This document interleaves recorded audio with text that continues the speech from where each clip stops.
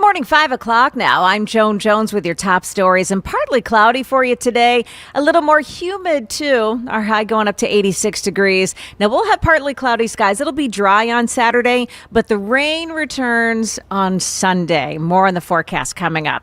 Watch it this morning in Clarksville. There are some roads that are shut down to traffic around the area of Jewel Road as police negotiate with a man who is barricaded inside of a home.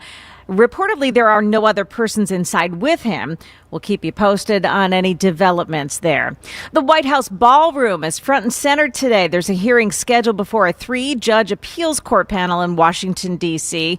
over the massive project at the White House. Here's ABC's Peter Haralambos. The fate of Donald Trump's ballroom plans are in the hands of these 3 judges who are scheduled to hear arguments at 9:30 this morning about whether a judge was correct in issuing an injunction in March blocking the construction of this East Wing ballroom. A federal judge previously ruled that Congress needs to approve the construction project. The Trump administration has framed the ballroom project as a national security issue.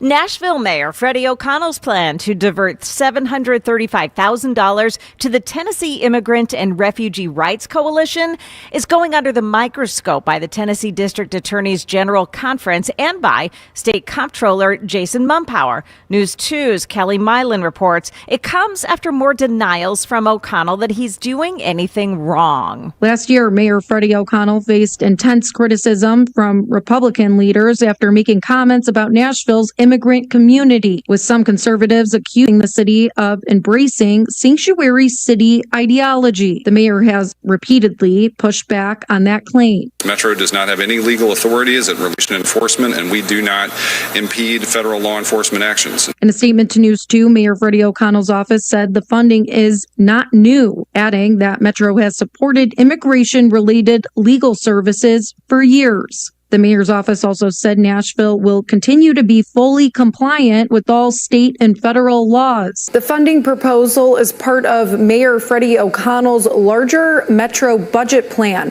which is still working its way through the council process. Earlier this week, U.S. Senator Marsha Blackburn posted on social media that every Tennessean should be outraged over this proposal, calling TIRC or Turk a pro-illegal alien nonprofit.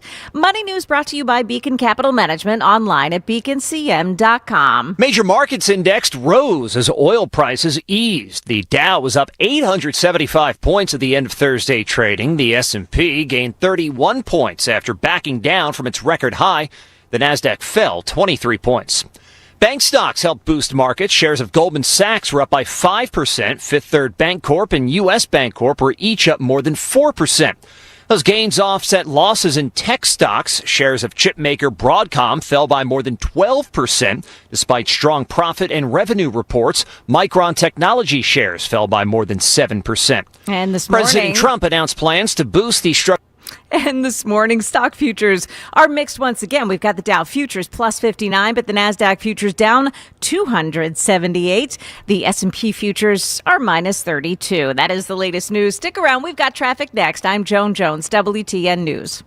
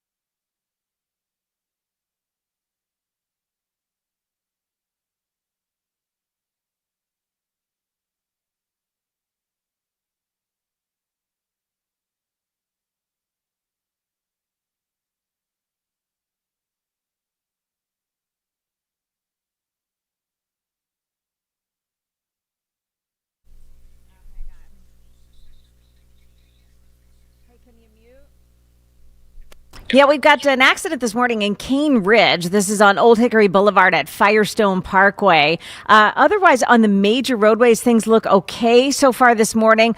Also, one more time, keep in mind that there are some roadways that are closed down around Jewel Avenue in Clarksville, while police continue working on a barricade situation in that area. Just keep that in mind as you're headed out the door in Clarksville this morning. Traffic every 10 minutes every morning on Super Talk 99.7 WTN.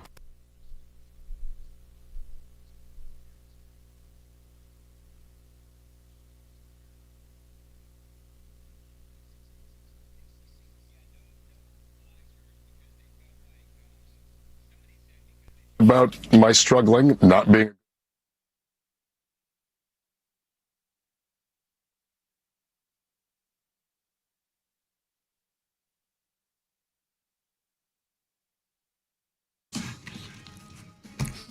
.506, Nashville's Morning News on Super Talk 99.7 WTN. Good morning to you, friends, and welcome on in to a Friday, June 5th of 2026. Joe, and I'm starting the radio program. I feel like I'm not quite ready yet. Ask me why. Why, Dan, why? I have been trying to get all the F-bombs out of the Karmelo Anthony audio from Texas. Oh, my goodness gracious. I'm not going to do it now. I'm not going to do it now because there's a lot of F-bombs.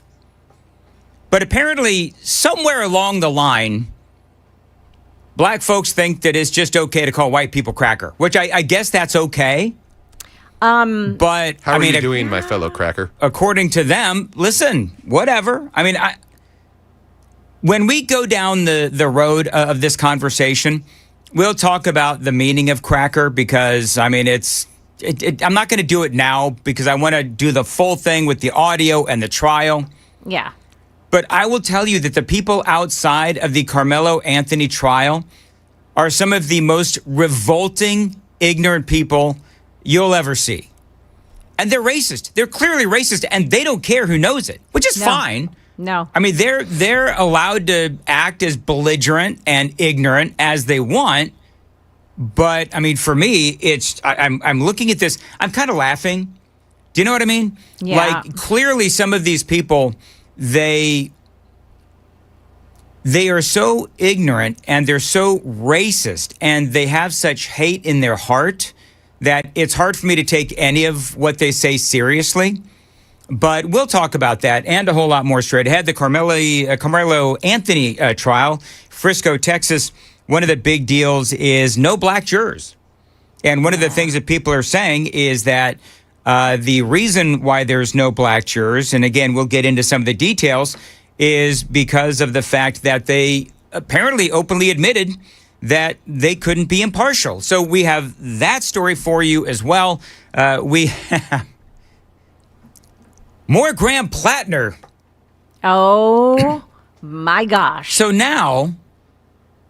Don't break into his house. So now, apparently, he is talking about, he told exes that he would rape someone who broke into his home, even if they were men, right? I mean, it's just, and he has like rape fantasies as well, right, from what people are saying. He said not in a sexual way and not in a gay way, but to show them that I am powerful, dominant. Yeah. That's a sick. Dude is a sicko. Yeah. Dude is clearly sicko. And you know, you can say those things. That, of course, they're getting that information from his ex-girlfriend. So you would say, oh, well, the ex-girlfriends have an edge or a reason to say bad things about him. They got this from text messages and from diary entries. So it's not as if they made it up now. This is stuff that happened. They're witnessing through a text message or through a diary entry. This isn't she said, he said. Right. And I guess my question is, it is clear that Democrats are going to support this guy no matter what. Mm-hmm. Oh, yeah. Like literally no matter what. This shows you that not only blue no matter who, I mean, clearly, that's number one. But number two, it is clear that the Democrats they support the absolute worst people imaginable. Yes. Do you know what I mean? Yeah. The absolute worst people imaginable, while they themselves are constantly putting themselves on the moral high ground. Yeah. It is insanity. It's like, It is crazy. is there anybody that would be in their right mind that would support a Graham Plattner? I mean, no, clearly not. But you've got Chuck Schumer and all the Democrats that they just don't care. Now, we'll get into that as well because Graham Plattner, that is, some people might say, well, what does that have to do with Tennessee? Well, politics in general at the federal level has everything to do with Tennessee. It has everything to do with America. The battle for the Senate, of course, continues. Somebody asked me the other day and what they thought was the gotcha moment. Hey, Dan, would you ever vote for a Democrat? Yeah, if the Democrat was sane. That. Yeah, if the Democrat was sane. Now, I never have because there's too much disagreement on basic general policy between, Democrats and conservative values. But I will tell you this, that if there is a Republican that I found, if there was a Republican that was as abhorrent as Plattner is, as Graham Plattner is, like on our side, I would not vote for that person. Like, I wouldn't. I would have a very hard time voting for someone with the emotional and psychological baggage of a Graham Plattner. I just would. I'm not putting myself on any kind of a moral high ground, Lord forbid. But what I would say is that I think the conservatives have standards. Now, you got the haters out there that are going to be like, oh my gosh, listen to the Trump supporter talking about standards. Screw you. You know what I would like to know from you hate listeners on the super text line, which I have yet to bring up this morning, but the hate listeners, I want to know from you, would you support Graham Plattner if you were in Maine? If Graham Plattner was your candidate for your party, would you vote for that? And if you're a hate listener, because let's be honest, there are hate listeners that are, so-called Republicans that just, they're never Trump Republicans, whatever. But I would be curious to know. 2805. I know you're out there listening. I know you're probably texting in right now because you can't help yourself.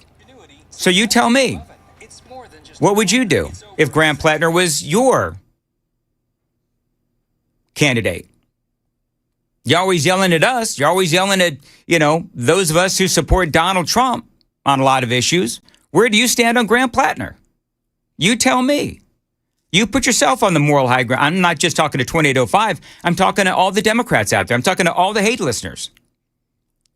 You put yourself on the moral high ground, okay? As I said yesterday, not that I ever claimed that you have the moral high ground. You all have been saying that you've got the moral high ground for years. But you've got Graham Plattner as your candidate in Maine. That speaks volumes about your party. Then you've got what's going on with Karmelo Anthony in Frisco, Texas, where Democrats, I would be willing to bet, by and large, all of you are supportive of Karmelo Anthony claiming his innocence when he stabbed a kid in cold blood, right in the chest. And no doubt Democrats, as far as I can tell, support Karmelo Anthony. So yeah, I think the Democrats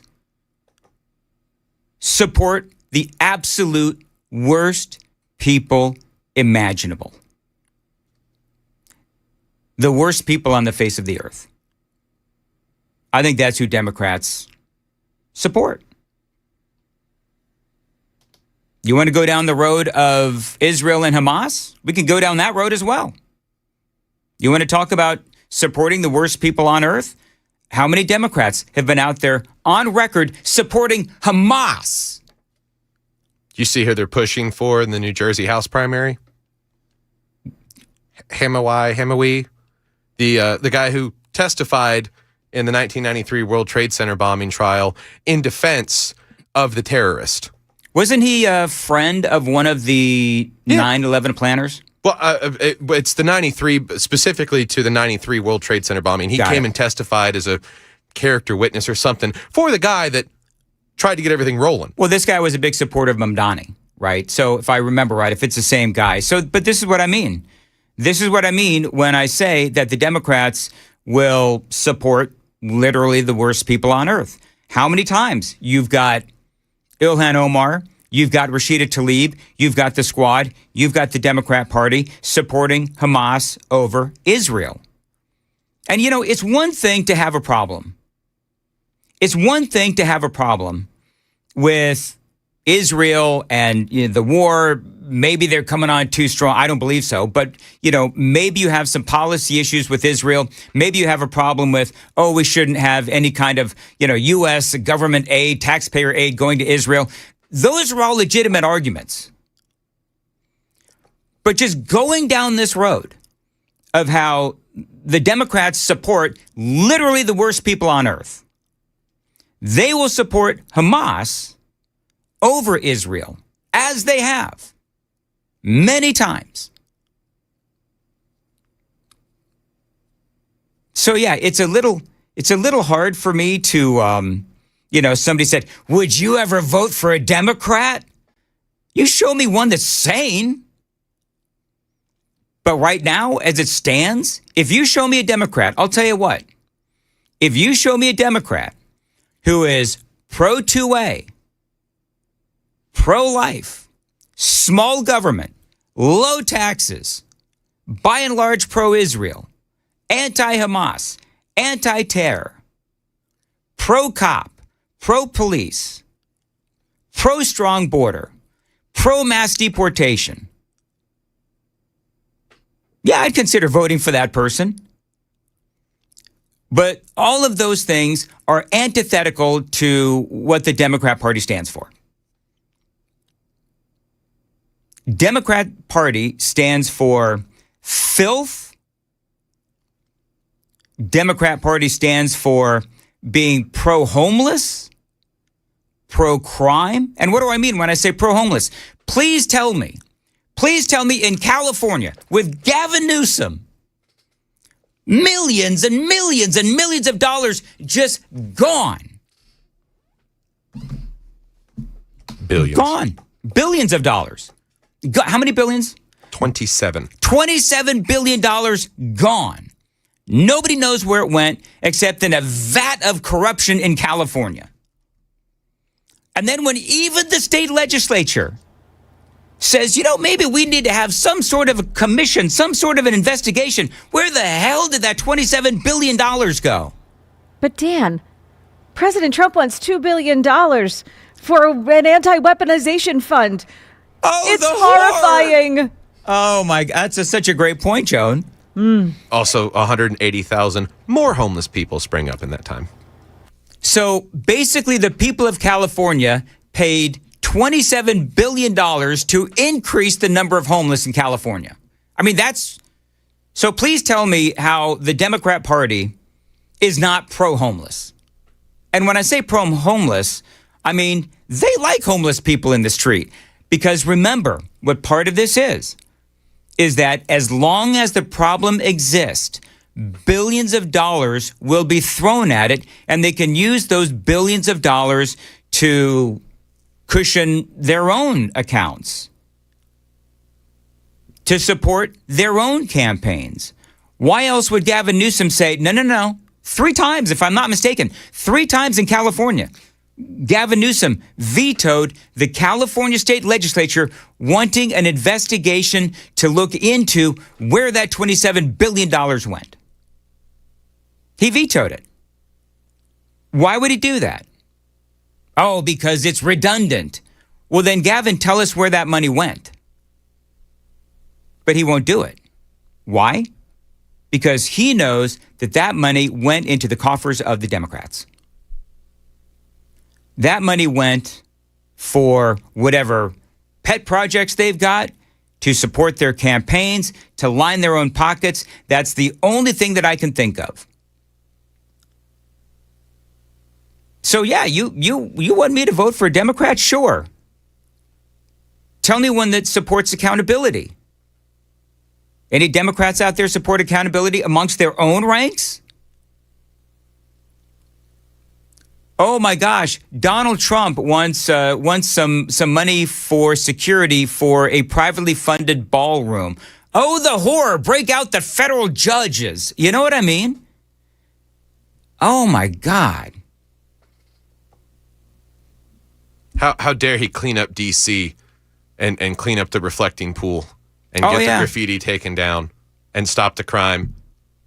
How dare Donald Trump save black lives with agents going into Washington D.C. and Memphis? Oh, and then people they posted complaining about it. There's like a group of National Guardsmen just kind of sitting on a quiet street corner, and they're like, "Oh my gosh, what are they even doing here?" Saving your life. I was about to say, it answers its own question. Look at how calm and peaceful the streets of D.C. are after 9 o'clock at night. That's exactly right. All right. Apparently, I've been triggered at 5:21 on a Friday morning. Joan, what's coming up in the news at 5:30? You know, we didn't do any traffic either, Dan. Anything going on in traffic, Joan? No, there's nothing going. Well, I do want to say that in Clarksville, they've got the hostage situation that's taking. A barricade situation that's taking place near Jewel Avenue. So police have cordoned off all the streets around that. Okay. So just make sure you avoid that area this morning. All right, very good. And then, coming up in the news, we have that barricade situation and more on what's going on there as we continue on this morning with the closures of the roads around it. Details coming up at 5:30 on Super Talk 99.7 WTN.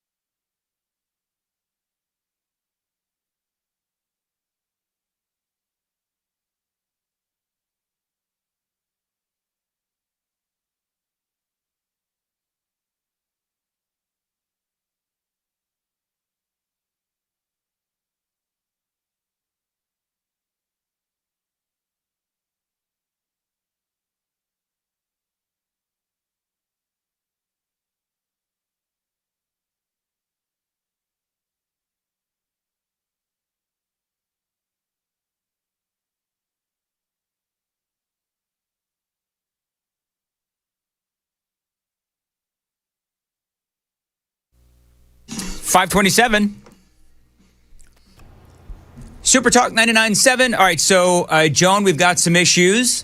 Yeah. Apparently, we've got some issues, all right. Apparently, and no, somebody on the Super Text line, apparently Dan needs a hug this morning. No, I don't need a hug this morning. Although, if somebody wanted to hug me, except Sam, will you be my rock of love? I would be fine if somebody wanted to hug me, just not Sam. And Joan's at home, so I think I'm safe from everybody. Yeah, you're safe. Because I don't see any of the other radio stations wanting to come all the way down the hallway to hug me. Do you know what Murphy did to me the other day? What? I was at the Glock store. Now, when I'm at the Glock store, apparently with my RBF, I was standing there talking to somebody. I'm pretty sure that I was smiling, by the way. And Murphy comes up behind me. He gets a big old handful of Dan butt. He grabbed my butt. Murphy did. What the heck? Yeah. But you don't have any butt anymore now that you've lost weight. Oh, you got a handful. I have noticed. I went home. Really? Joan just admitted that she's been checking me out. Sam, did you catch that? Yes, but more so to the point, she's accusing you of rocking a thin stack of flapjacks back there. A thin stack of flapjacks. Well, whatever. Anyway, Murphy got a handful to the point, Joan, that I went home and I asked Amy to look at it to see if I was bruised. So I looked behind me because, you never know what's going to happen at these things. And there was Matt Murphy laughing his tail off. So, yeah. So if you listen to Murphy today. Well, he had an extra tail to laugh off after that. Well, anyway. So you can ask him what it was like to grab some Dan butt. The actual situation that we have apparently is over. Our stream is not working. There's that too. What issue were you talking about? The Clarksville barricade situation. Oh, good. Well, that's over. Good. Well, good as in what happened. I think. It's a little sketchy right now. Okay. Some places say it's ended, but I say good, but if the guy ends up dead, I don't want to say good. So no, I think he's in custody. Okay, we'll watch that. But apparently, look, folks, always have alternate ways to listen to the radio station. Yeah. If the stream isn't working, go to YouTube. That's all you got to do, man. Stream's not working, go to YouTube. If for whatever reason YouTube isn't working, go to the stream. And there's always 99.7 WTN on your radio as well. It is 5:30 on WTN.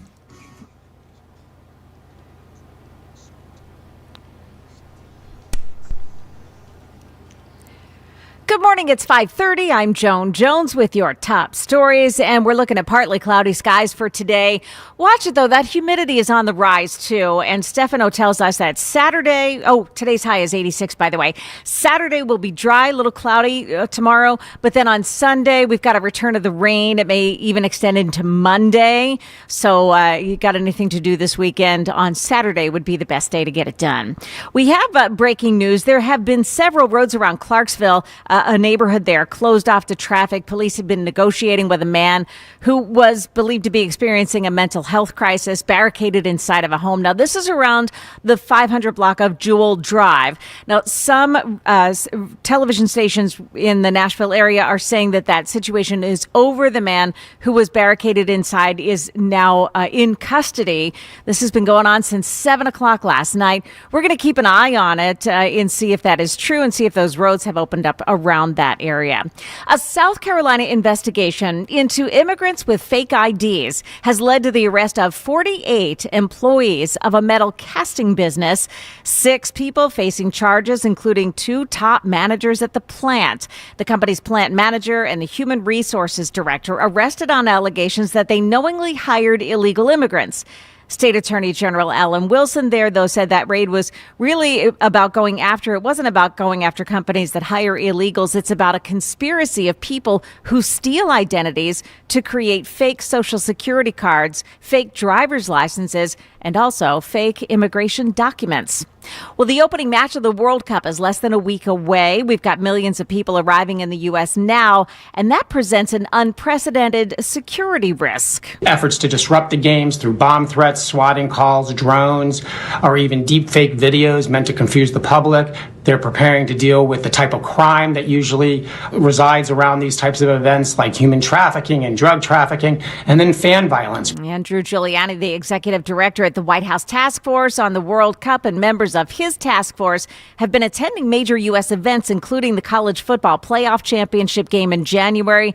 They were out there observing how host cities will coordinate security and logistics. That is the latest news. Traffic is next. I'm Joan Jones, WTN News.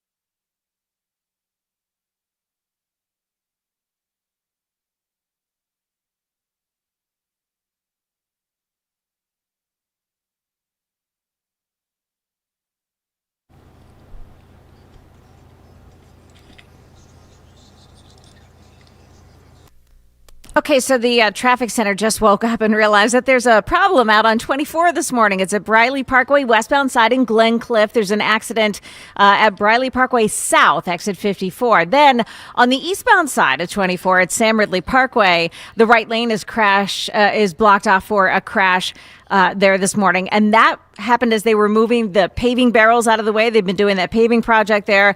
They're just about to clean up and a car crashes into the scene. So careful in those two areas on 24 this morning. It looks like it is a mess so early. Traffic every 10 minutes every morning on Super Talk 99.7 WTN.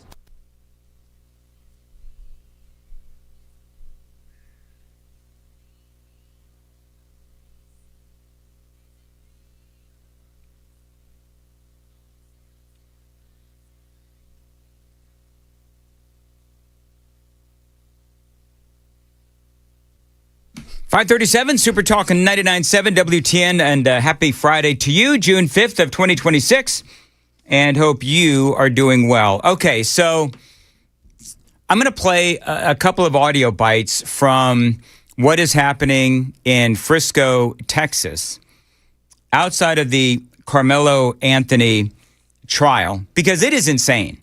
I think, are we in delay, Sam? Make sure that we're in delay, because these folks out there are crazy. There are people that are essentially saying that Karmelo Anthony, simply put, needs to be set free. And they're saying, some are saying that he should be set free simply because he is black. So there was a lot of going back and forth. One guy is screaming at another guy across the street. And by the way, I used to live in Frisco, Texas. And so I know this community quite well. And this was... Before you go on, do you want to set up the scene, like what this is all about?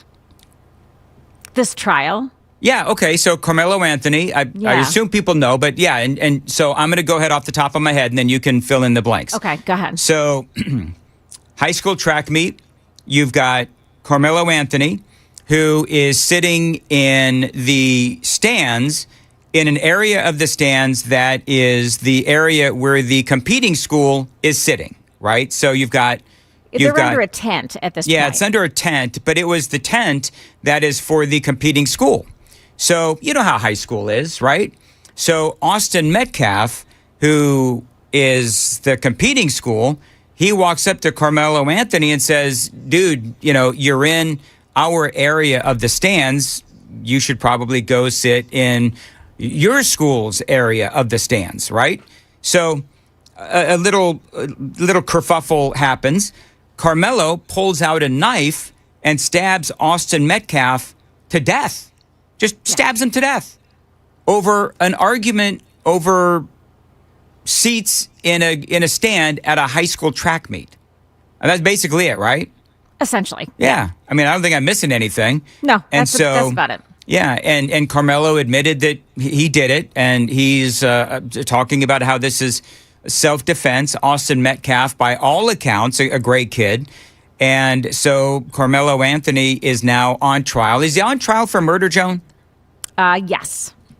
As he should be. He should be on trial for murder. So Austin Metcalf is white. Karmelo Anthony is black. And so there are, I mean, for some... I don't see why there is any... I'm going to tell you right now that I don't care if Karmelo Anthony is black or white. If it's a white kid that stabs Austin Metcalf in the chest, I still believe that person should be brought up on murder charges. In other words, a lot of people are making, racial hay out of this. And for me, I think that what Karmelo Anthony did, obviously horrendous. Obviously, there's absolutely no frickin' way that he should have pulled out a knife and stabbed Austin Metcalf to death as they were simply arguing over where he was sitting. And why couldn't Karmelo Anthony just say, yeah, my bad, I should go sit where, my school is sitting or whatever. But instead, no respect for life. He just pulls out a knife and stabs Austin Metcalf to death. Horrifying, horrifying, horrifying. So now this is falling under, some racial lines, because you have a lot of people who are black who are simply taking Karmelo Anthony's side, either A, because he's black, or B, because they honestly feel like he was defending himself.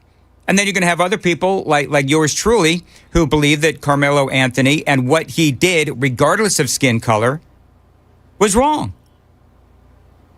You don't just pull out a knife unless Austin Metcalf was trying to kill you, which I don't believe that he was.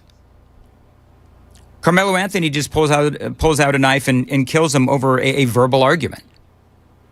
Well, and to that point, I guarantee you that's what the prosecution opened up with in opening statements was this is not about race. It's not. Everyone else on the outside is trying to make it that. They have put a curfew down. Joan, correct me if I'm wrong. I think it's from 6 p.m. to 10 a.m. that no one can come in and out of the courthouse. Only a certain number of people are being allowed in.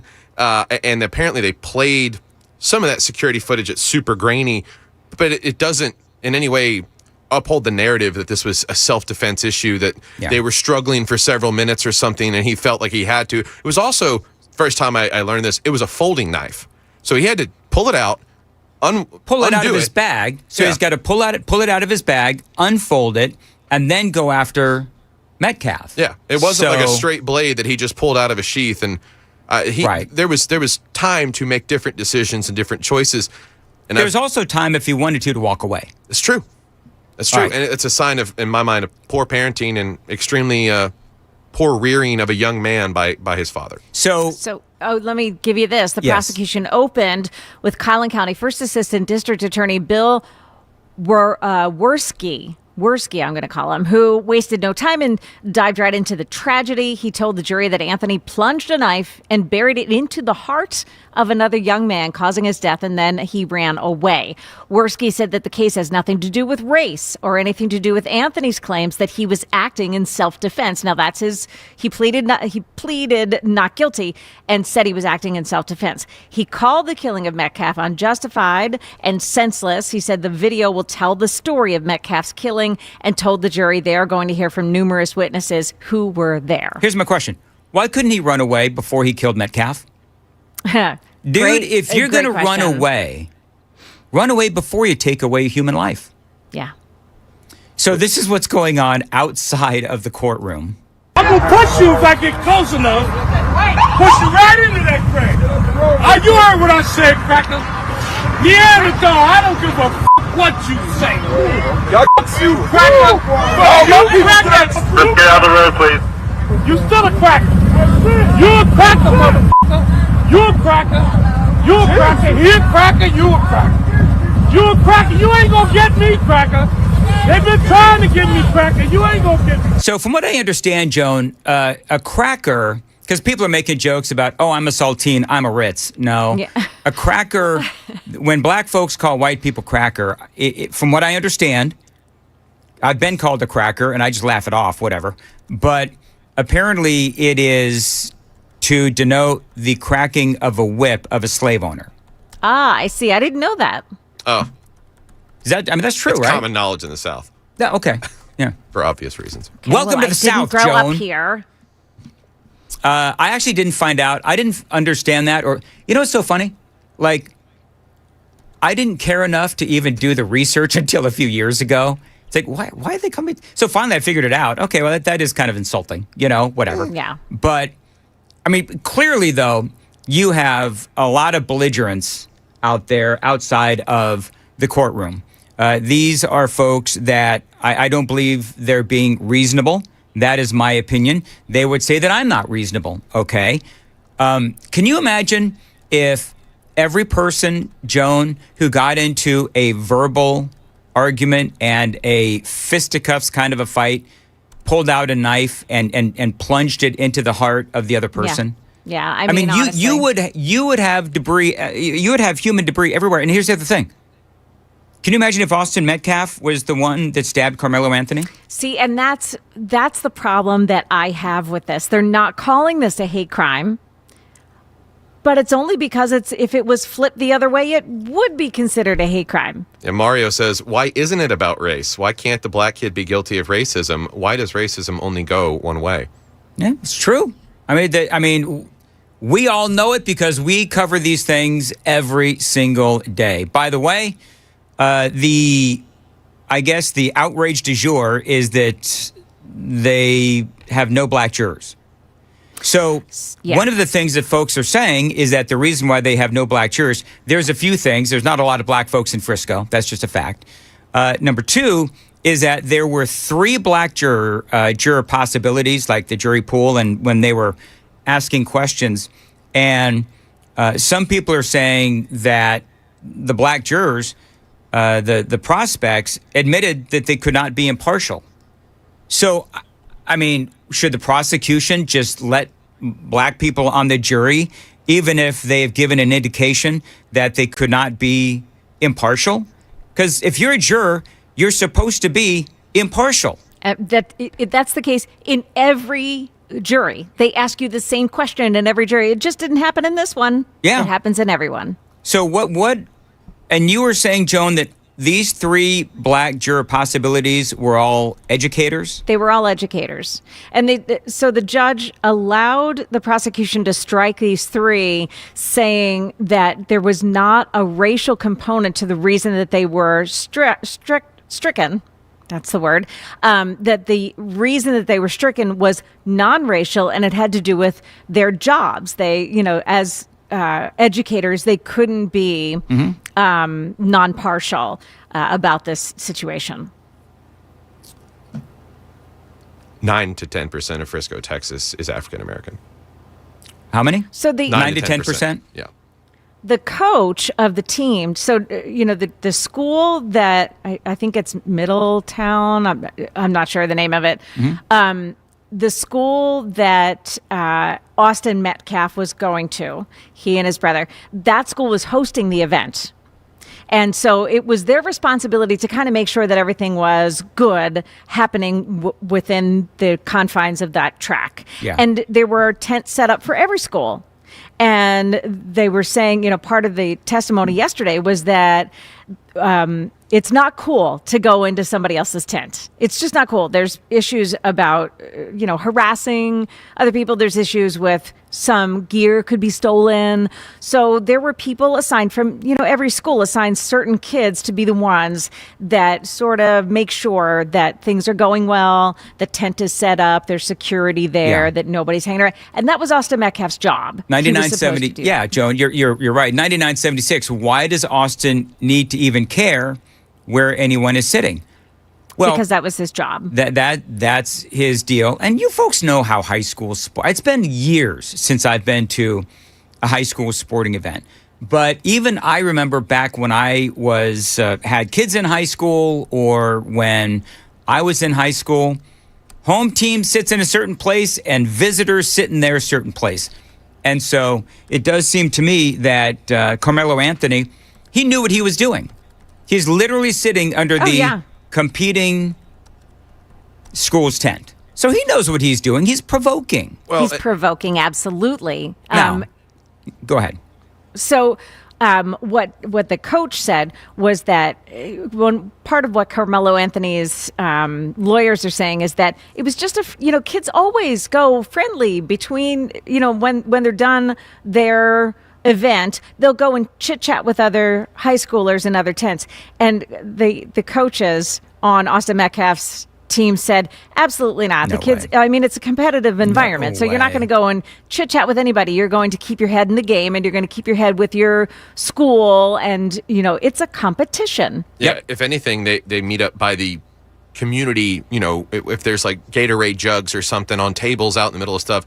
And at these track meets, my sister ran in high school. I went to a bunch of them. There's multiple schools. So it's not just, you don't just have, the home school and an away school. There's going to be several different schools pulling up to this event. Everyone's going to have someone, maybe it's another athlete, maybe it's a parent designated. I did it a few times. You watch the tent. Yeah. Because there's a lot of, not just the gear, but there's your cell phones, your iPods, people's laptops. They're all just sitting in backpacks, and an open air event is one of the easiest, times to steal stuff like that. Sure. There's all kinds of things that could go wrong. There's a reason why you want to protect your territory.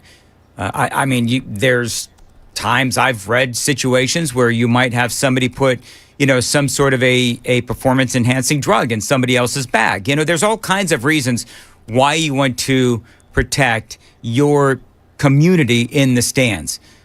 Let's see here. Do you want to hear more? By the way, folks, we know we're not streaming right now. We're sorry. We're on the radio. We're on YouTube. Always have multiple ways to listen and watch the morning show. You want to hear some more audio from outside the courtroom? Oh, yeah, please do. Oh, this is fine. Seriously, have us in delay and ready.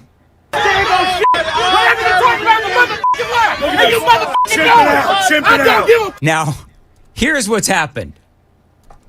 Sam's laughing because he knows what I'm going to say. Oh, no. So, dude walks into the scrum outside. When I say scrum, I mean, that's a football term. So he wades into the humanity that are demanding the release of Karmelo Anthony. And dude walks in, and he is intentionally provoking the crowd. He is intentionally provoking the crowd. That gets these Karmelo Anthony supporters absolutely insane. And he's not across the street like the other guy was. He walks right up to him, and he exercises his right to free speech.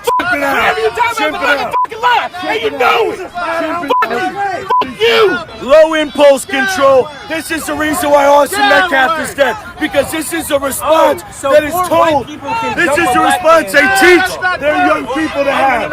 This is a response that the mothers, the black mothers in this community does not teach its people to respect personal boundaries. It does not teach people to talk with respect. I mean, that's the way it went. So outside of the courthouse. So I don't think it's going to get any better because you know what happens, Joan, is that all this stuff went viral yesterday and the last couple of days, I guess. So you know what's going to happen is the crowds are going to build outside of the Frisco courthouse, whatever it is. Is it plant? Well, I forget what. Well, they're going to get bussed in by the Soros-funded organization. Well, that's exactly what's going to happen. They'll get. Let's see here. Where was the? Okay, so they'll go from New Jersey. Oh, yeah. They'll go from New Jersey outside of the detention center to Frisco, Texas, outside of the Frisco courthouse. But they need different attire here because everyone had on cute matching shirts. George Soros will, don't worry, he'll send them the money. They'll go and have it made or whatever.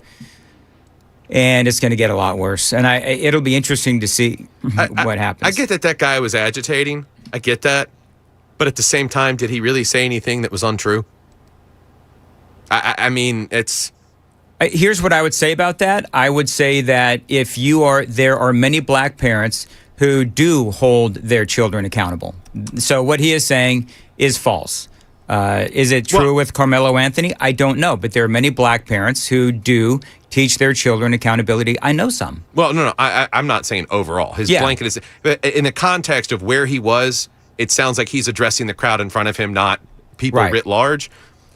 That's where I would say it holds a little bit more weight. But no, don't go wandering out into a crowd trying to provoke people. He is. So what that guy is doing, and this might make some people mad, but what that guy is doing is he is provoking this crowd, First Amendment right to free speech, but he is provoking that crowd just like we talked about Karmelo Anthony provoking Austin Metcalf and the competing school by sitting under their tent.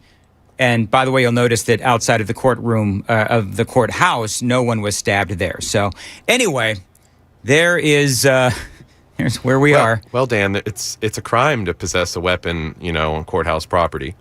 It is also on school property, too. But. Yes, that's exactly right. And that's part of the conversation with Karmelo Anthony. All right, it is 5:55. Joan, what's coming up in the news? Yeah, so there's one town in this area that's out with their rules for how high your grass can be around your house. Guilty as charged. Oh, no, Guilty you're one as of charged. them. Do you know, how much time do we have? Do I have time for a very quick story? Amy got so mad at me because when I say that I don't care about my lawn, like I really don't. Oh, man. Amy got so mad at me. Do you know what she did? She hired grass cutters. Yeah. To cut our grass like every couple of weeks because she got tired of haranguing me about it. Yeah, okay. I'm one of those guys. I hang my head in shame. You like extra clippings in your yard, huh? I will never get Yard of the Month Club. Sad but true. All right. But you have nice hydrangeas? I do. Hiding behind the weeds? My hydrangeas are looking... No, my backyard is a little different. My backyard is my oasis. Nobody cares. All right, 5:56 on WTN.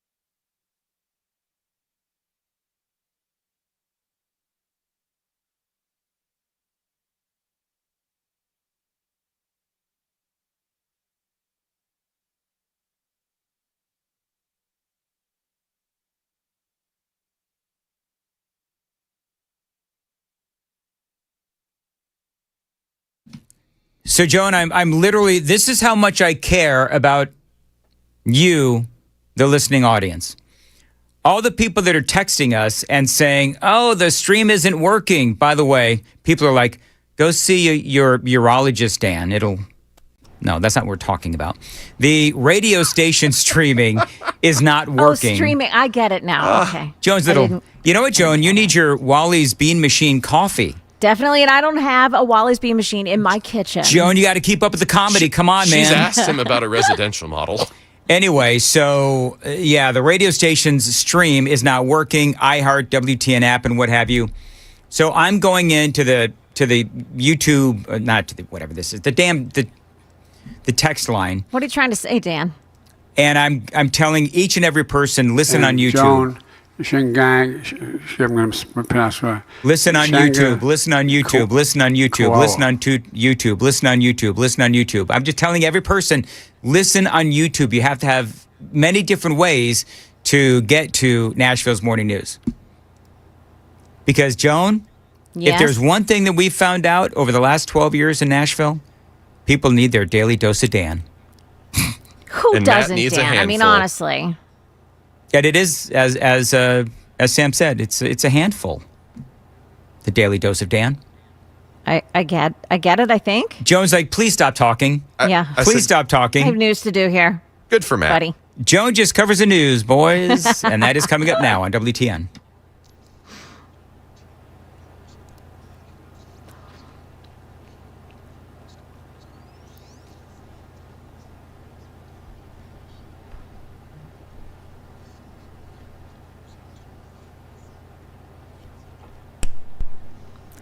Good morning, 6:01 now, and I'm Joan Jones with your top stories. And happening overnight, Senate Republicans have advanced President Trump's $70 billion immigration enforcement package. It came after a marathon day of votes, a so-called vote-a-rama. It is a budget reconciliation package which funded ICE and Border Patrol for the next 3.5 years with no mechanism to rein in that anti-weaponization fund. Here's Chuck Schumer sounding tired and defeated. After tonight's vote, it's clear to Americans that Republicans refuse to outlaw Donald Trump's $2 billion slush fund. Now the whole country can see the truth. Republicans fought like hell to please Donald Trump and his slush fund, but didn't lift a finger to help working Americans lower their costs. Yeah, now you're going to remember this all began with the Democrats forcing the longest government shutdown in the history of the nation. The final vote here was 52-47. It was Republican Senator Lisa Murkowski, who was the only Republican to join all Democrats in voting against it. Republicans applauded as that bill was gavelled down early this morning. An Iranian-American journalist imprisoned in Iran's infamous Evin prison is pleading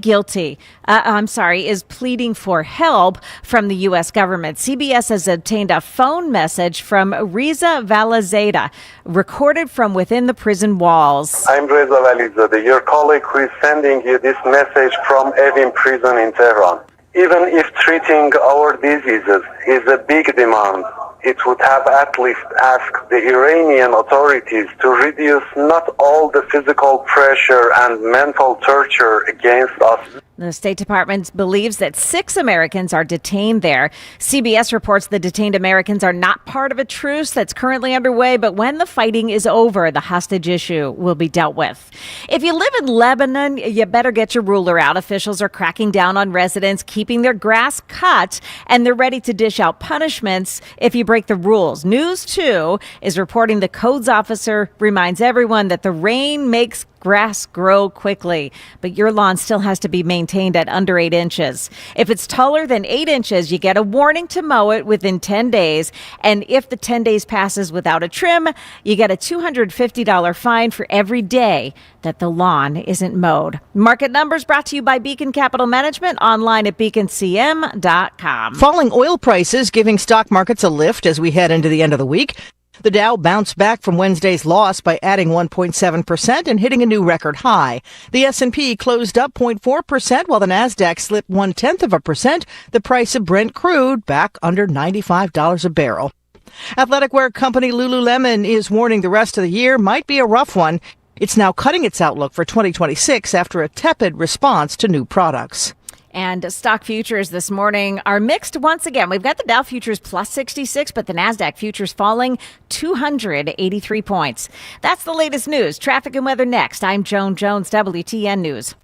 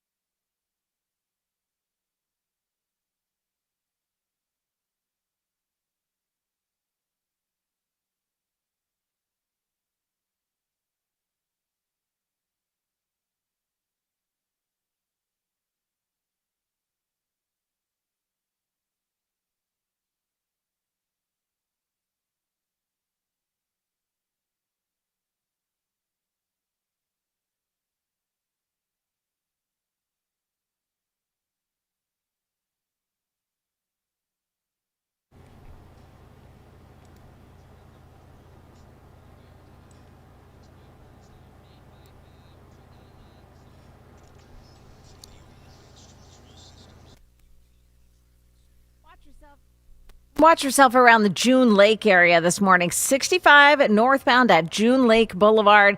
There is a crash this morning and it's causing a delay in that spot. Really looks good on 24 westbound this morning. There are delays. You're tapping the brakes starting this morning in the Laverne area around Bell Road, but really it's not that bad. Things look okay on 40 this morning and coming in from the north, just minor delays. Traffic every 10 minutes every morning on Super Talk 99.7 WTN.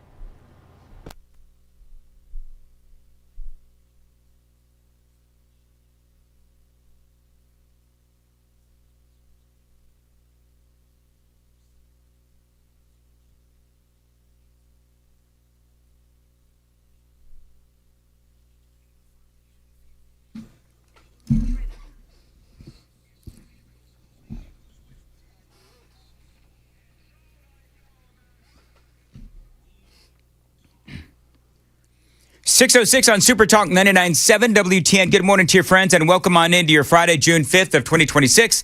Last night, the Save America Act failed in the Senate yet again. You just heard Joan talking about it. You know, the problem is that while we have a lot of folks who are going to blame Democrats, 4 Republicans in the Senate also voted to kill the bill. You know one of them? Mitch McConnell from Kentucky. Anybody think that Mitch McConnell actually knows what the hell he was voting against? Then I don't know what you mean, Dan. I don't think Mitch McConnell knew where the hell he was. And then you've got the usual suspects. You've got Susan Collins of Maine, Lisa Murkowski of Alaska, and Tom Tillis out of North Carolina. So for anyone who wonders, what good is a majority in the Senate? Well, the emotional side of me says not much, especially when you have geriatric rhinos like these 4. And yeah, I'm frustrated this morning because the Save America Act, literally, it is my opinion that America hinges, the future of America hinges on the Save America Act. This is Mike Lee.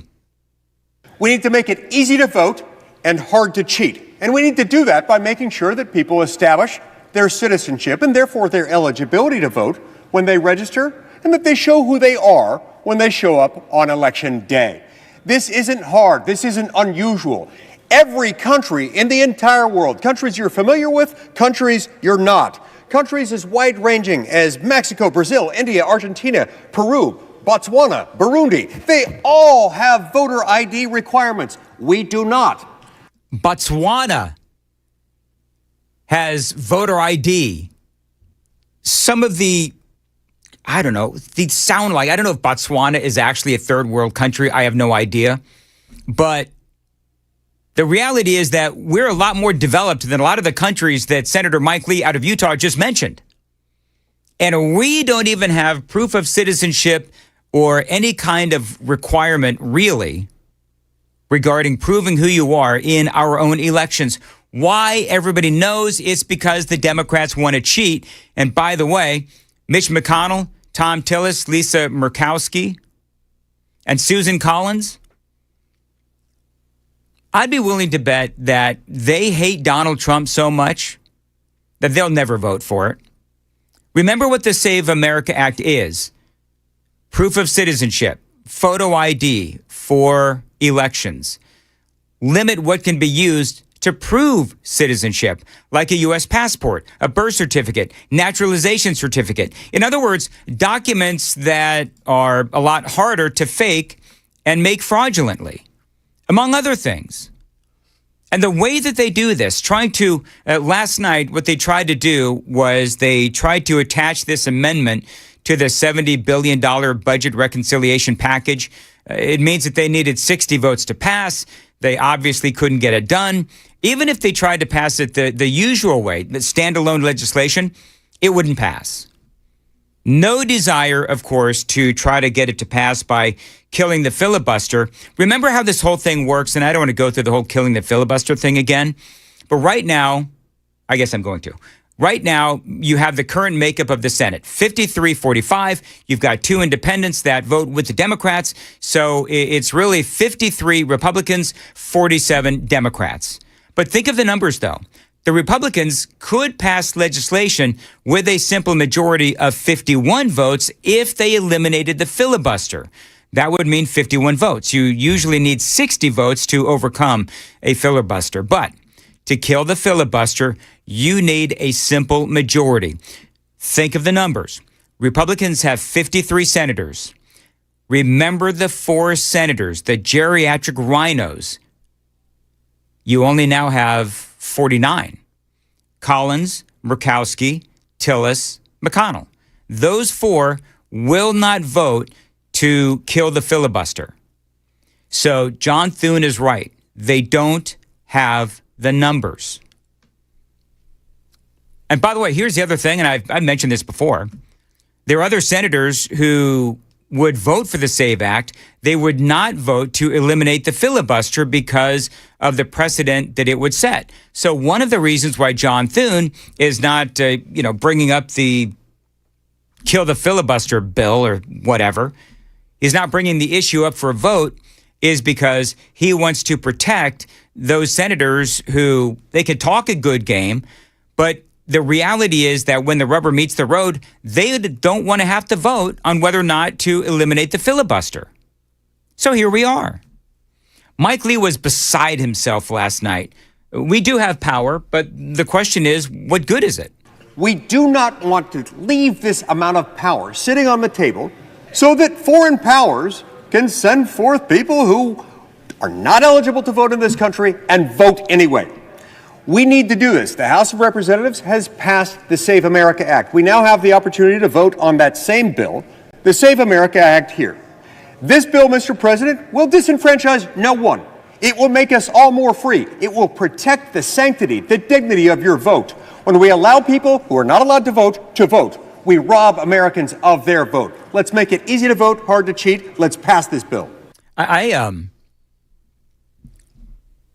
Joan, I hate to disagree with the Honorable Mike Lee out of Utah, but passing the Save America Act would actually disenfranchise some Americans.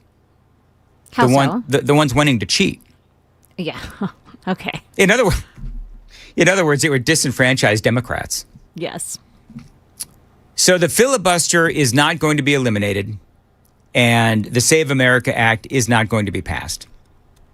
John Thune and others, again, they're going to tell you that they just don't have the numbers to eliminate the filibuster. I don't believe that they do, not with these four that I just mentioned, plus the others who hold their feet to the fire, bring it to a vote, and you'd see more than these four say no.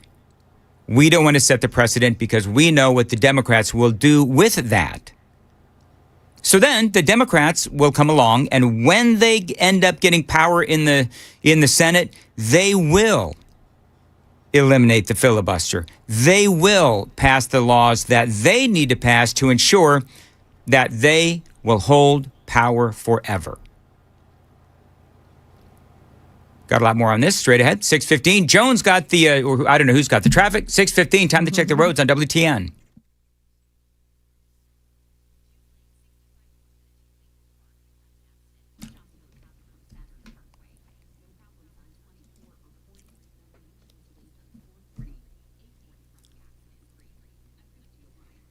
All right, very good. As far as your weather goes, today partly cloudy, 86. Saturday, partly cloudy, 89.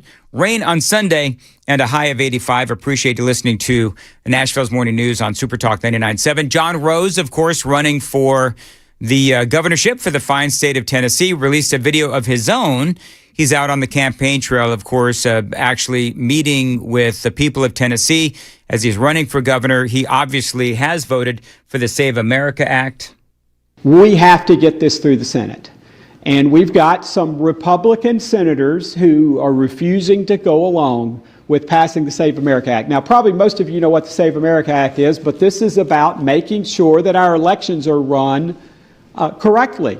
And really, more narrowly, making sure that the people who vote in our elections are actually entitled to vote in our elections, that they are indeed American citizens.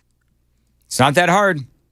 Clearly, this does need to pass. It's not going to pass. Apparently, we're just not going to be able to get this done, even though it is something that the majority of the American people want, even Democrats, as you all know. I know that you've heard a lot of this before. We have new people listening all the time, so I feel at times that I do have to kind of reset. 80% of the people polled in America want this. That means a lot of Democrats recognize that we need to ensure that our elections are safe from cheating, from people voting more than once, from illegal aliens cheating and voting, from people who should not be voting in a particular precinct are not voting in a particular precinct. So why does the Democrat Party, knowing the vast majority of their constituents also want free and fair and credible elections? Because they know that they cannot win without cheating. President Trump was talking about this yesterday. So the Save America Act is all voters must show photo ID. So you go to vote and you show photo ID. Not complicated, right? You know, who could oppose it? They say it's an 80-20. It's not. It's about 99-1, and we'll never find the one person. So you have all voters must show photo ID, identification. All voters must show a little thing called proof of citizenship. So it's no mail-in ballots. You see that's what's happening in California. They're rigging the election. Yep. We talked about that yesterday with the mayor's race in Los Angeles particularly. So Republicans are also trying to push through a ban on trans surgeries for minors. This is from Fox News. Senator Lindsey Graham saying, this is a quote, "And biological males playing girls' sports, not good for anybody. And a minor should not be allowed to transition their sex." He continued, "That is the biggest change you can make in your entire life. And you should not be allowed to do that as a minor," says Lindsey Graham. This is what we say. What do you say? Basically talking to the Democrats. Senator Alex Padilla, Democrat out of California, said attacking trans folks during Pride Month, that's pretty damn offensive. So Alex Padilla not actually addressing the core arguments of Lindsey Graham, just saying that he is attacking trans folks, which is actually not. Is Lindsey Graham, am I all wet on this? Is Lindsey Graham attacking trans folks, or is he trying to protect children by saying that kids under the age of 18 should not be allowed to literally mutilate their genitals until after they're 18? So no, it's not offensive at all. You know what I say? I say the entire Democrat Party is offensive. You have them not wanting to secure elections. You have them not wanting to allow children to mutilate their bodies, which is simply irreversible. And Democrats want them to be able to do that. They want grown men to play on women's sports teams. They want those same grown men to enter women's bathrooms. Yet they support Graham Plattner, a Nazi, philandering, serial sexter, who apparently now we find out has rape fantasies for the Senate. Goes back to what I said earlier. The entire party is simply repulsive, and we have 4 geriatric rhinos in the Senate who simply refuse to carry out the will of their party. It is unbelievable. 620 on Super Talk 99.7 WTN. I need to remind folks, Joan. Yes. WTN is a station of a certain age. Our stream is not working. Oh, I think you're... am I getting a little confused? Yes, you're making a little confluence there. Oh, I'm sorry. I mean our audio stream is what I mean. So if you're trying to find us on, what is it, iHeart, the WTN app, wherever else we are. Yeah, we're working on it. We've got our best people. So they're working on fixing it. But folks, always, and that's why I can tell our YouTube numbers are a lot higher than they usually are, because people are going to YouTube. Always go to YouTube and make sure that if our stream isn't working, find us on YouTube. You can watch the show. You can listen to the show. I don't know if truckers have texted in and said, it's illegal for us to have YouTube on at our trucks while we're driving, even if we only listen to it. Seriously? So it's important. Yeah. I mean, if somebody reviews their logs and goes to their like they get into Wait a minute. If they're in their truck, they can listen on the radio. Oh, but we have a lot of out of state listeners. So if they're driving in their truck and they've got YouTube on and they happen to get into an accident, the investigation means that they're going to open up their devices and see what they were doing at the time. And if they've got YouTube open, even if they were only listening to it, they're going to be guilty. And you know what? That's a great point, Joan. That could apply to even regular drivers like in this area. So just be careful if you're opening YouTube. We don't want you to do anything wrong. We don't want you to inadvertently watch. Listen, we've already got a train wreck on the radio. We don't want you to get into a car wreck because of... If you're one of those people that pays for YouTube Premium, you can turn your screen off and still listen. Oh, really? Yeah. Now, okay, so that's my question then. Oh. So if you can do that, if you can pay for YouTube Premium, turn your screen off and listen, then does that pass the company test if you're a professional driver? Anybody know? I don't know. All right. I would imagine it would. I mean, if it's not showing on the device, you're not looking at it. Unless your boss happens to be a Democrat. Anyway, got to go. 6:22, Joan has the news at 6:30. Joan. Yeah, there's a guy who shot to death his daughter's rapist, and he learned yesterday whether the murder charges against him will stand. I've got that story for you coming up at 6:30 on Super Talk 99.7 WTN.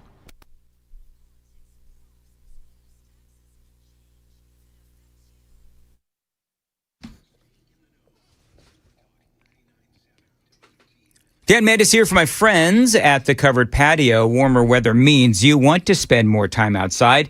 If you want to add more living space to your home, think about building or upgrading your patio.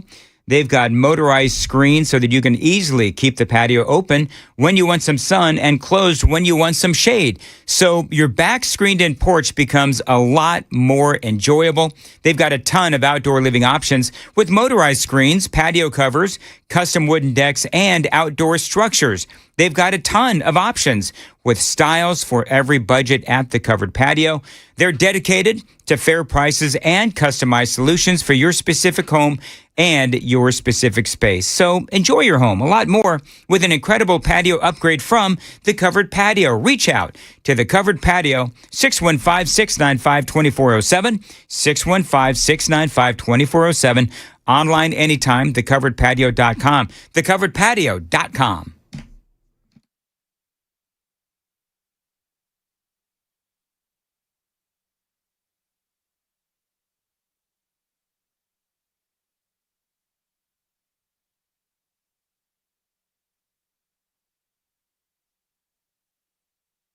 Save money, stay cool, and go to the beach, courtesy of Busy Bee HVAC. Hey, it's Dan Mandis. Summer is rapidly approaching. The heat, of course, is already here.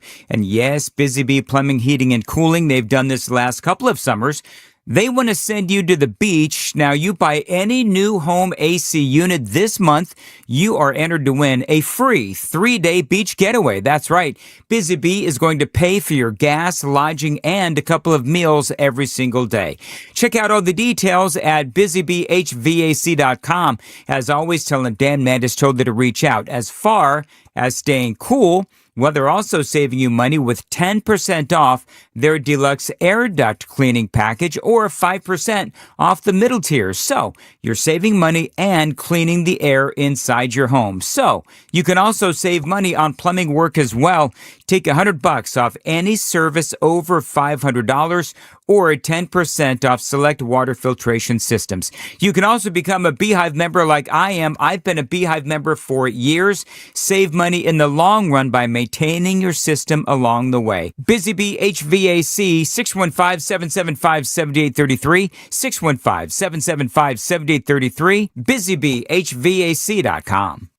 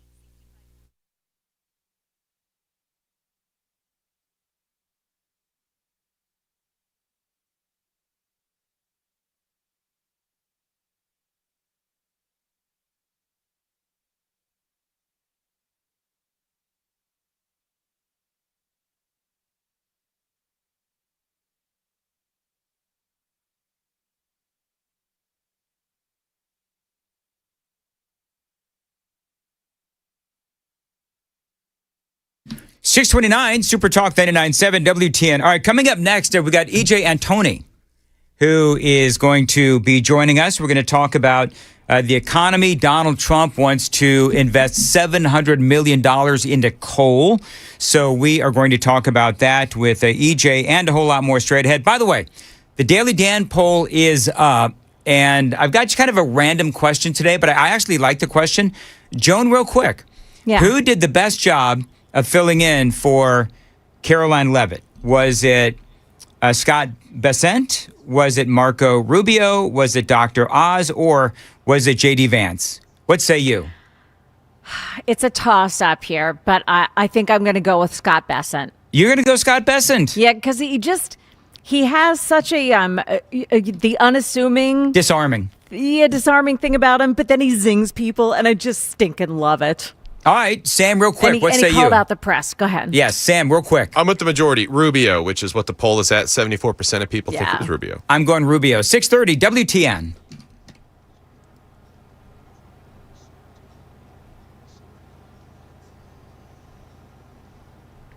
Good morning. It is 6:30, and I'm Joan Jones with your top stories. Senate Republicans passing long-sought funding for the Department of Homeland Security's immigration enforcement agencies following a marathon vote series that began yesterday, and stretched through the night into this morning. They approved that reconciliation package despite intense pushback over the administration's anti-weaponization fund. Now, in a 52-47 vote, the Senate did approve the roughly $70 billion package to fund ICE and Border Patrol through the end of the Trump administration. One single Republican, it was Senator Lisa Murkowski of Alaska, voted with Democrats in opposition. The package heads now to the House. In other news of the day, President Trump's national security advisor during his first term, John Bolton, is now expected to plead guilty to mishandling sensitive information. Here's ABC News Chief Justice Correspondent Pierre Thomas. We are told that in addition to that one count of pleading guilty, he will also agree to pay a fine of $2.25 million. He will not acknowledge transmitting any information to any foreign group or any entity that shouldn't have had it. Also, he's making clear that he wants to take responsibility for his action and make clear that he meant no harm to national security. Now, some reports are saying that he is eligible to serve jail time, prison time. Here, others say that this plea deal keeps him out of prison. Bolton was indicted last fall on 18 counts. He's going to agree to plead guilty to just one. An Arkansas judge has now dismissed the murder charges against an Army veteran accused of shooting to death a man who allegedly sexually assaulted his teenage daughter. Aaron Spencer is his name. He's also a candidate for sheriff in the Arkansas county in which he lives. This lawyer spoke to Fox News Digital about the judge's decision that was handed down yesterday. Yeah, Aaron Spencer's legal team will clearly argue what's called a heat of passion. That is a defense in the state of Arkansas.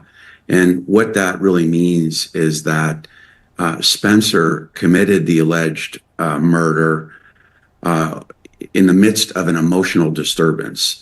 And this is a good example of that. Aaron Spencer was initially charged with second-degree murder in the fatal shooting of 67-year-old Michael Fossler in Lonoke County in October of 24. That is the latest news, traffic, and weather next. I'm Joan Jones, WTN News. Thank you, Joan. 6:33, Super Talk 99.7 WTN. I want to tell you about my friends at Brentwood Jewelry. You know that Father's Day is coming up just a couple of weeks, June 21st. You want to get something special for the dad in your life. Now at Brentwood Jewelry, they've got all kinds of watches, including new and pre-owned Rolexes, but you're talking about watches and cufflinks. They've got rings and tie tacks and tie bars and money clips and keychains. Basically, a lot of great gift options for dad for Father's Day. My favorite watch was bought at Brentwood Jewelry by Amy, 7012 Church Street East, located in the heart of Brentwood, just off Franklin Road. If you have something special coming up for that special someone in your life, go to a special place, Brentwood Jewelry.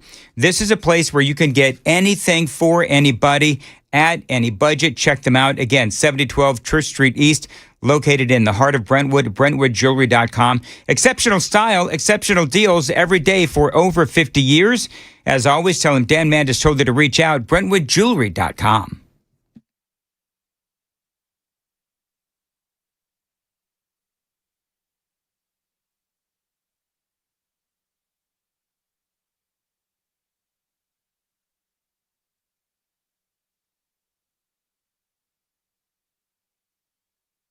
Dan Mandis here for my friends at Generator Supercenter. There's a lot of ways that we can lose power.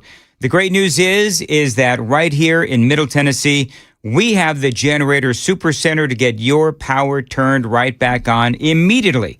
Now, the Generator Supercenter, they are the nation's #1 Generac generator dealer.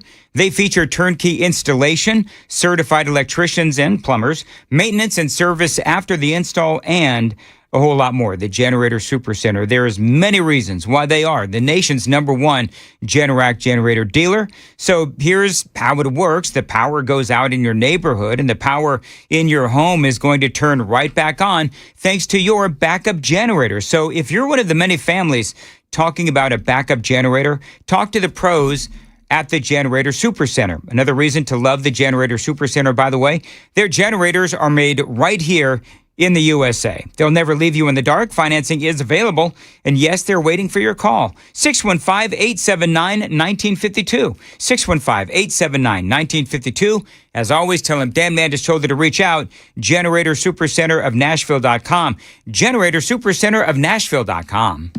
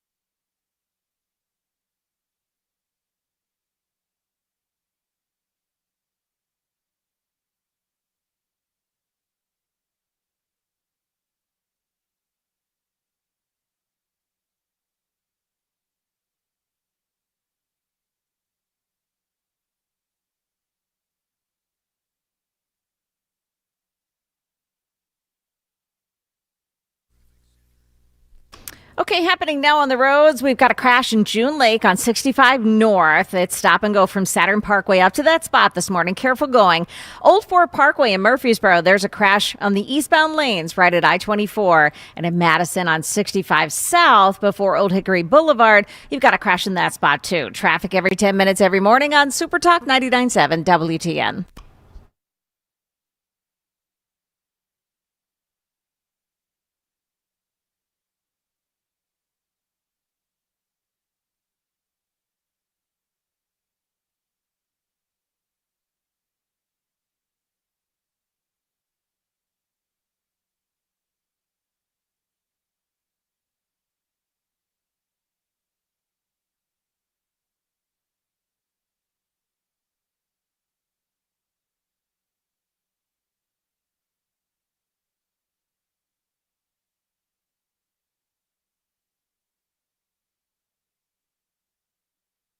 .638 Super Talk 99.7 WTN. I want to welcome on in EJ Antoni, lead economist for the Heritage Foundation. EJ, always great to have you on. Donald Trump unveiling a $700 million plan to, as they say, revitalize coal plants. We all know that Democrats are not real big fans of coal industry or technology. Donald Trump is. And so let's talk about this. Number one, what is the current state of the coal industry?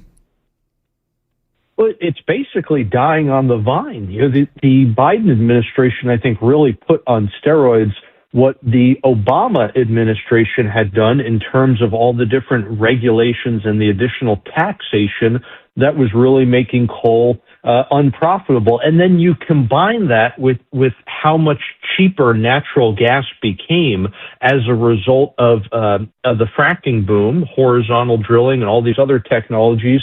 And that basically was just pricing coal out of the market. And it was even, because of all the environmental regulations, it was even making it impossible for us to just export coal, even if we didn't want to burn it here. So this, I think, is a move to try to revitalize the industry.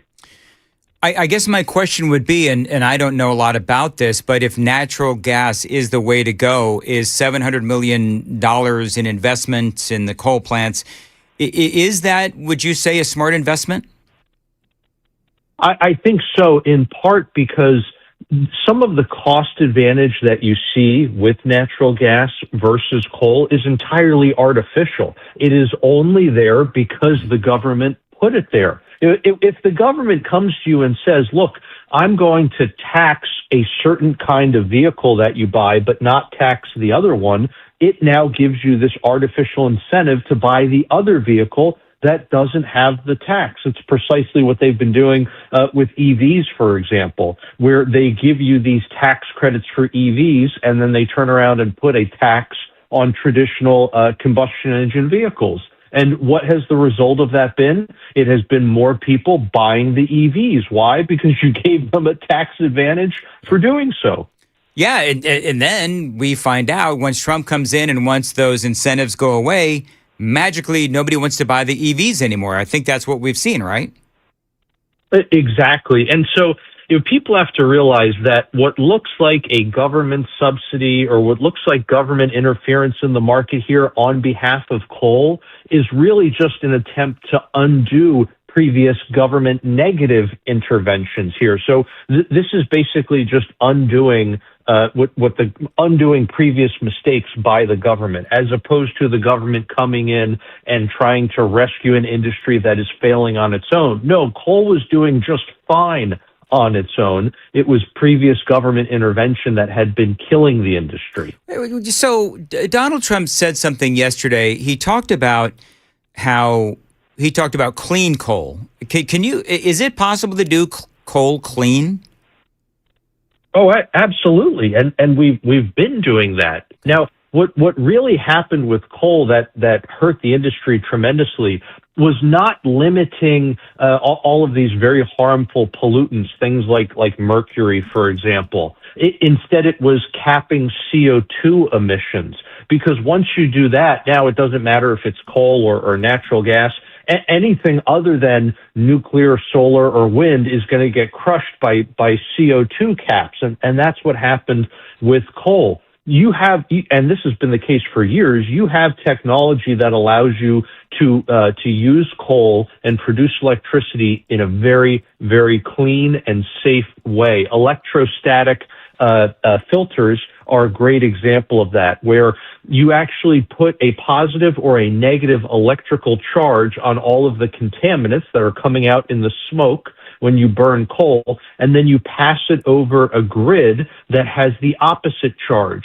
And what happens? Well, all of the positively charged particles get stuck to the negatively charged grid. And this, by the way, is exactly the same way that we do things like plate silverware. The silverware that people have is not the same metal usually the whole way through. It has a coating on the outside. And you do that simply by giving one a positive charge and giving the other a negative charge, and it sticks to it. By the way, it's the exact same way we paint vehicles in this country. If you go to an automotive factory and you want to see does a vehicle get painted, they actually charge the frame or the body of the vehicle with one charge, and then they give the opposite charge to the paint, and it literally sticks to it through this the electrical charge.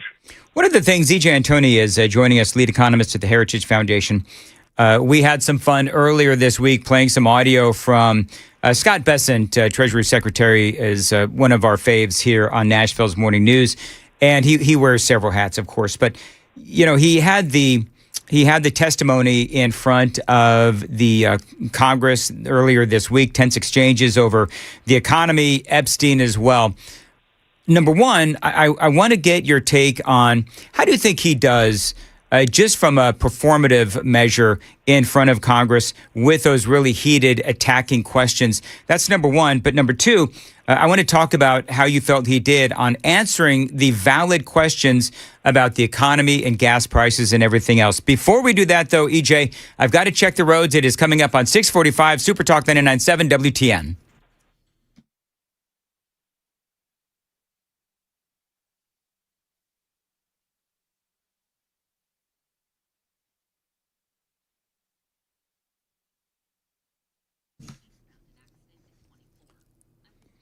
Partly cloudy today, 86, and Saturday, partly cloudy, 89. Rain on Sunday, and a high of 85. All right, so EJ, a couple of things. I'm a big fan of just Scott Bessent personality. I think that he is a great face for the Trump administration. I like him a lot for a number of different reasons. So how do you think he held up under the scrutiny of those congressional hearings related to the economy?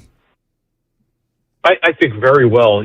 Scott is far and away the smartest member of the cabinet. And I don't say that to disparage any of the other members of the cabinet, some of whom are bright in their own right. But this is a guy who's absolutely brilliant. This is a guy who broke the Bank of England, let's not forget, back during his trading days when he was young. He wasn't even 30 years old. And I think he did an excellent job of swatting away a lot of the gotcha questions by the Democrats, who unfortunately are much more interested in getting a clip for their donor emails than they are in actually getting to the truth and actually hearing from the witness at a hearing. Imagine that.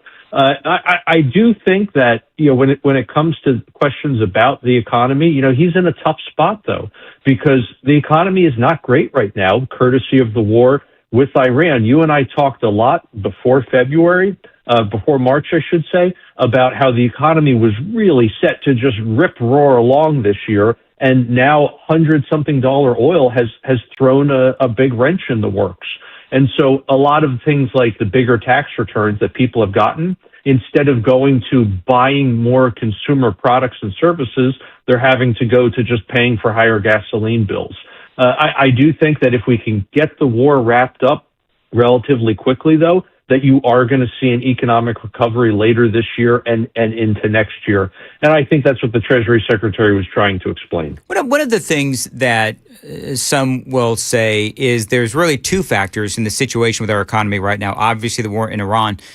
Other people, of course, blaming tariffs as well. And where do you stand on tariffs? I know you and I have spoken about tariffs, especially when this was going on way back when it was more in the news. But as time goes on and the president continues to adjust his tariffs here and there with this country, this industry, that industry, do you think the tariffs are doing positives or negatives for the economy right now for the American people? Right now, overall, I think we've shifted to negative, unfortunately. Look, we still don't have a true reciprocal tariff schedule like we were promised. In other words, where we look at another country and we say this country is doing X, Y, and Z to us in terms of tariffing our stuff, and not just tariffs, but also non-tariff barriers, things like quotas and other regulations. So we're going to turn around and do the exact same thing to them. We still have not yet been able to put that tariff schedule together. And so the things that we have done, I think, do not accurately represent that, do not accurately hold up that mirror to other countries and do to them what they've been doing to us. And so the result of this kind of slapdash approach that we have seen, which again is not quite what we were promised, I think might be doing more harm than good. And we can see that particularly if you look at something, Dan, like the automotive sector, where these businesses, these automakers that have gone to great expense, mind you, to become USMCA compliant, to abide by the previous trade agreement, where they have brought all of their supply chains back to North America, again, at great expense, investing billions of dollars, they are now getting hit with all of these additional tariffs because they're bringing in components, or maybe even the final vehicle gets assembled in Canada or in Mexico, despite the fact that it has a lot of American-made components and there's a lot of American labor that is employed to do so. Again, they are getting whacked with all of these additional tariffs. And they're sitting there saying, why on earth did we do this? Meanwhile, the UK, because they have their own trade deal right now, is able to bring in a certain number of Range Rovers that are made entirely in England with basically no North American content. And they're coming in at a lower effective tariff rate than a Ford Bronco, let's say, whose final assembly is in Mexico. So look, Congress really needs to step up here, I think. Congress needs to actually work with the administration instead of just getting in the administration's way, and they need to come up with a comprehensive tariff schedule that takes into account previous trade agreements as well. Because, again, what we don't want to do is punish these companies that have actually put in a good faith effort. So it sounds like what you're saying is a great idea.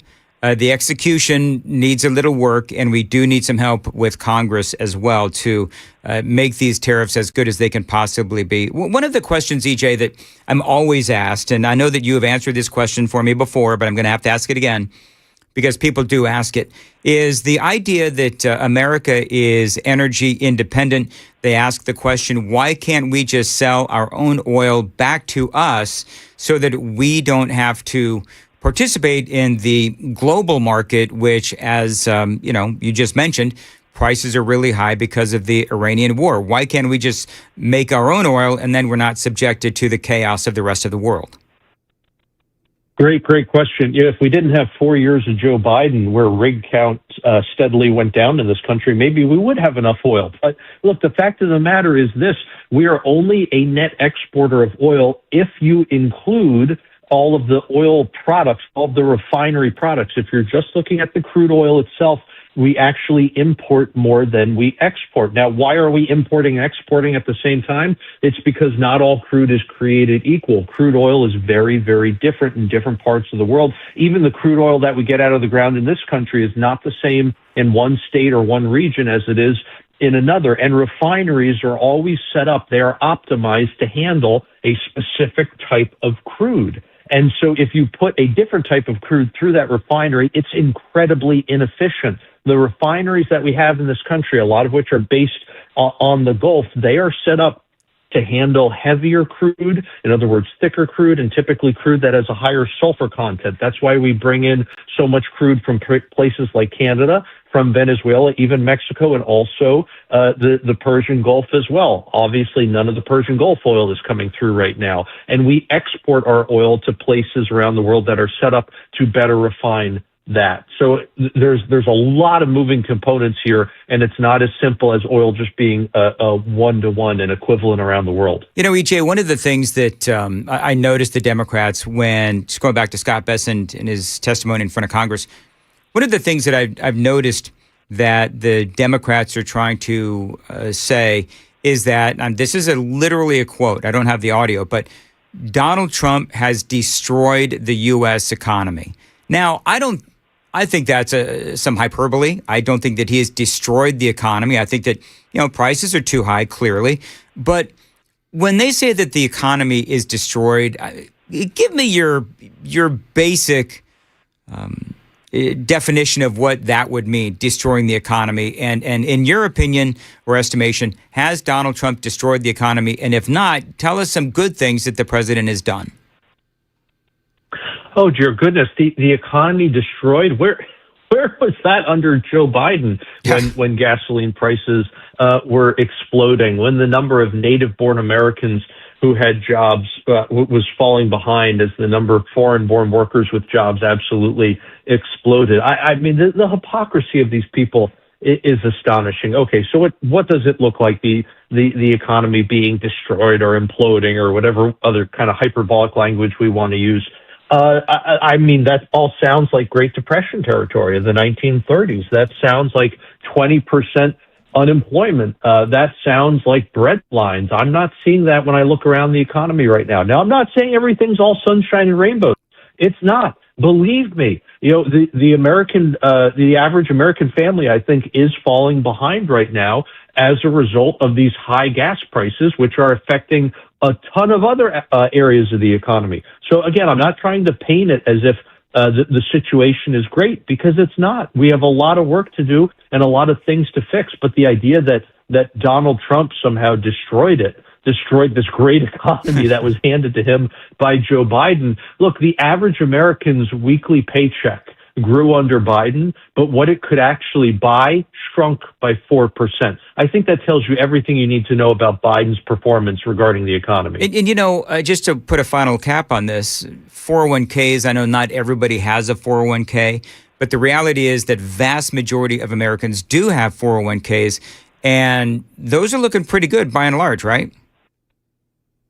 They are. Now, I will say that the caveat there is the fact that you have to adjust these things for inflation. And so just like under Biden, and I did several studies on this during his presidency, the returns on 401ks were never as great as they appeared because prices grew so much faster than incomes during that time. So again, you have to adjust those returns down. You do have to do the same thing right now. Now, that being said, that you still have a positive return on your 401k because inflation really only picked up under Trump the last several months.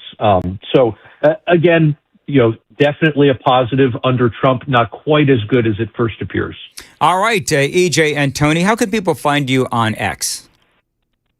Best place to find me is going to be on the X platform, and the handle there is @RealEJ All right, EJ, always great to have you on, and we'll talk to you next time. EJ Antoni, of course, lead economist for the Heritage Foundation, and always great to have him on. 6:54, Joan's got the news at 7. Joan. Yeah, coming up here, Dan, at 7 o'clock, turns out you can't even go to a country music festival without running into leftist politics. Oh, no. Yeah, I've got some audio. It's kind of funny. It's coming up at 7 on Super Talk 99.7 WTN. All right, thank you, Joan, and it is 6:55. Let me tell you about my friends at Window Nation. What a great company. I've got 4 Window Nation windows in my home, and you need them as well. Now, if you've got some older windows in your home, you're noticing that your air conditioner never seems to turn off, your electricity bill keeps going up. Well, it could be because of your old inefficient windows. Now, Window Nation can help you because they've got a great new deal going on right now so that you can get new energy efficient windows at a great price courtesy of Window Nation. It's their buy 4 windows, get 4 windows free sale. It is going on right now. You could replace all of the windows in your home and get half of them for free. That is huge. You could get 0 down payment and no payments or interest for 2 years courtesy of Window Nation. That, my friends, is why they have an A+ rating from the Better Business Bureau and over 45,000 5-star reviews, including mine. Again, I've got 4 in my home. Don't forget that great deal from Window Nation. Buy 4 windows, get 4 windows free. That sale is going on now. It always pays off to upgrade your home. You could also get 0 down payment and no payments or interest for 2 years. Window Nation is a proud partner of the Wounded Warrior Project. Find them online. It's windownation.com. windownation.com.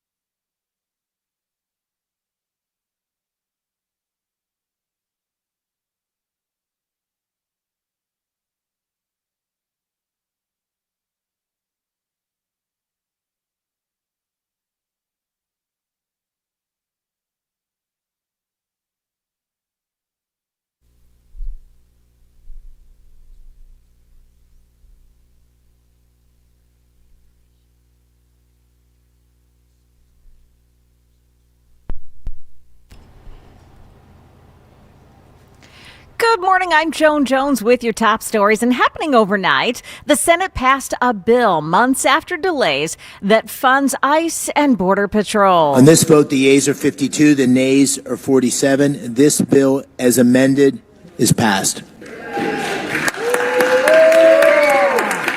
Alaska Senator Lisa Murkowski voted with all Democrats against that bill. She was the only Republican to do so. The House will take up the measure next week. The Coast Guard rescued 240 people stuffed into an overcrowded vessel that had been taking on water near the Turks and Caicos Islands yesterday, preventing what they say was a maritime disaster in the making. Those migrants aren't coming here. The Turks and Caicos Islands Border Force took custody of the vessel and its passengers. Homeland Security posted the video online with the words, "Whether by land or sea, if you try to enter our nation illegally, we will hunt you down and find you."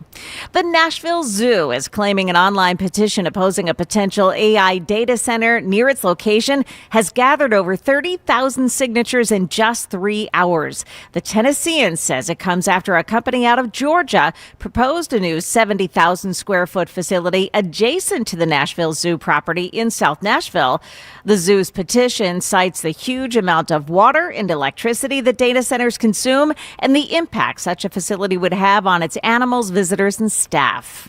Politics took the stage at CMA Fest yesterday in Nashville. There's a country singer named Brian Andrews who's apparently known for his expletive-laden leftist political rants.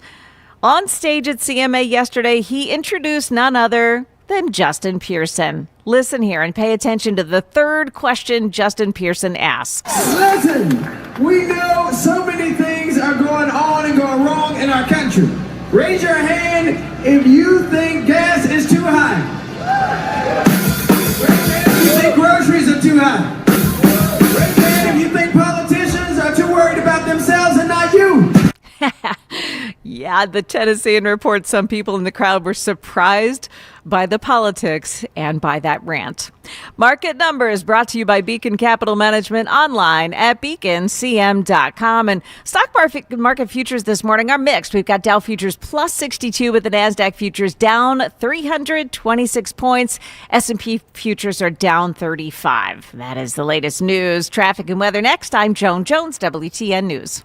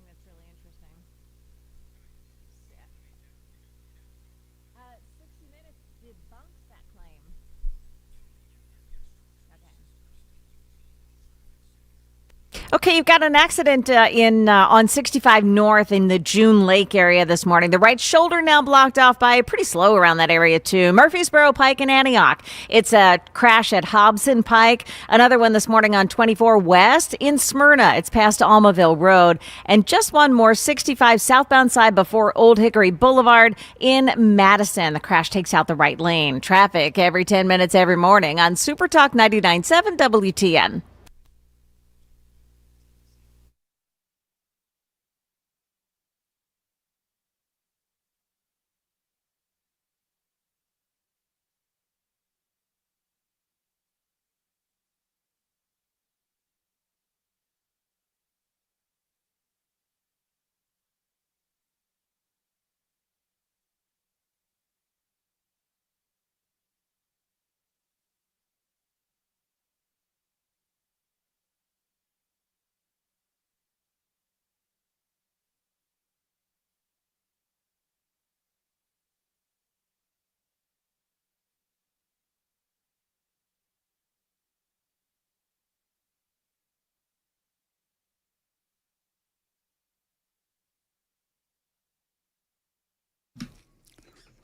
.706 on Super Talk 99.7 WTN. By the way, Congressman Scott Desjardins is going to be joining us at 7:35 on Super Talk.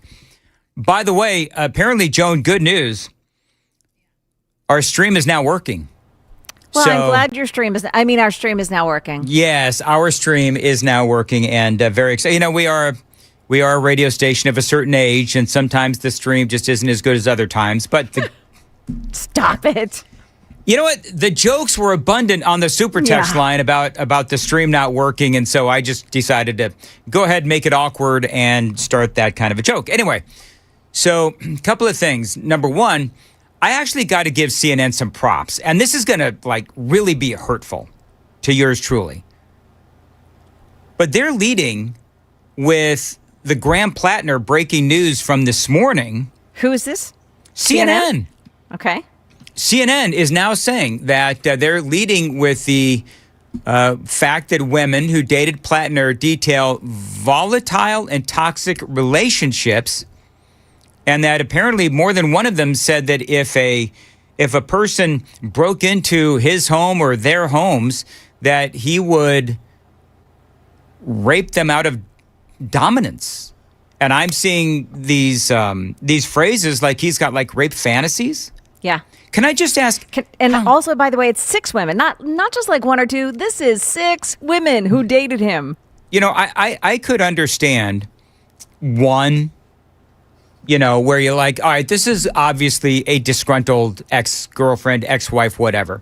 But when there's 6, I'm sorry, but there's clearly a lot of smoke there. There's probably some fire too. All three of them described volatile and toxic relationships, including allegations of heavy drinking, infidelity, demeaning behavior toward women, and in one count, physical intimidation.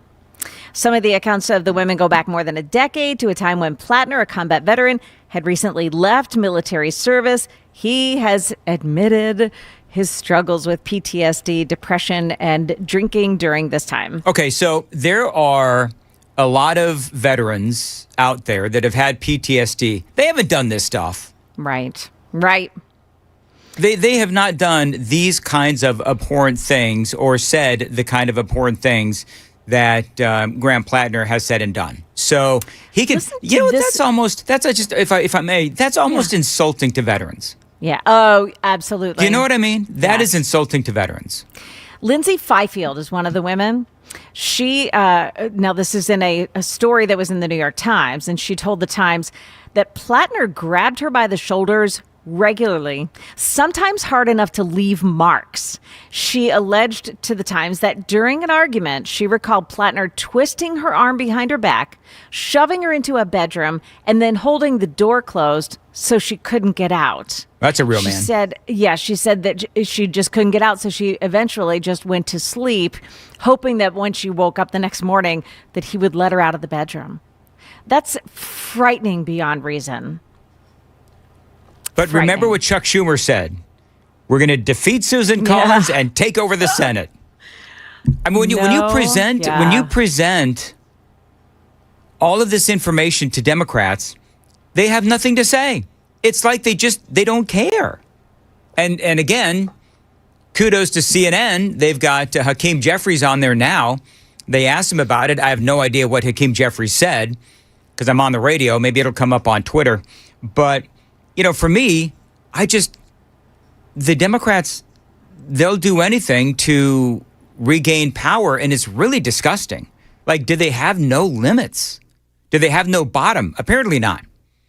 The governor of Maine has been encouraged to re-enter the... Oh. I'm so sorry. I didn't mean it. That's actually the CNN feed. I've been listening to that. Sorry. Did you mention that's the same girlfriend that also basically he told her he knew exactly what he was getting with the tattoo? Yeah. That's a great point, Sam. There's a girlfriend. I don't know if you saw this, Joan, but I saw on CNN actually reporting this. One of these girlfriends says that the Nazi tattoo, he knew exactly what it was. It's the same one he trapped in the room. So there you go. And apparently he referred to it as my Totemkopf. Oh, did he now? Yes. Okay. And there's a lot of text. Hakeem Jeffries was just asked by the host, what about the Maine governor has come sort of bubbling back up, and she said, hey, by the way, my name is still on the ballot. You can still vote for me. Snap. Yeah. And so he was asked about that and totally disregarded the question. Hey, we got to beat the Republicans. We need 3 seats. Go out there and do what we tell you to do. Unbelievable. Yeah. I forget her name, but she's the one that that said she was going to quit. Have you seen this really funny story about Scott Pelley making the rounds? Which one? I mean, I think they're all kind of funny, how absolutely dreadful he is. A former CBS News intern has revealed how then anchor Scott Pelley would sometimes instruct camera operators, listen to this, to gently zoom in on him as he removed his glasses and delivered his opening line. Oh, my gosh. Can you imagine that? And apparently this guy was such a arrogant, I can say prick, right? I think I just did. Now. Whatever. Yeah. He's very arrogant. Conservative podcaster Brandy Cruz offered up the anecdote on Wednesday, saying the recalled incident happened in the evening news control room during the summer of 2010. She says, on X, I was an intern at CBS News when Pelley would fill in for Katie Couric on the evening news. She says, I watched in the control room one day as he directed them to slowly push the shot in on him as he took off his glasses. She says, it was so fake, I've remembered that for 15 years. And the guys in the booth, the TV version of Sam, where they were saying the guy was a D, you know what I'm talking about? So I can't say it on the radio, but it starts with D and ends with bag. Anyway, so Cruz, the host of The Undivided with Brandy Cruz podcast, shared more about the exchange in a Thursday piece for the Daily Wire. A few of the guys in the control room exchanged knowing glances, as if to say, what a D, she wrote. So that is, of course, Scott Pelley. And if you know anything about him, and most people who are listening do know that this is a guy, the self-importance of Scott Pelley is absolutely nauseating. I've actually got some examples coming up on Super Talk 99.7. It is 7:15. Time to check the roads on WTN.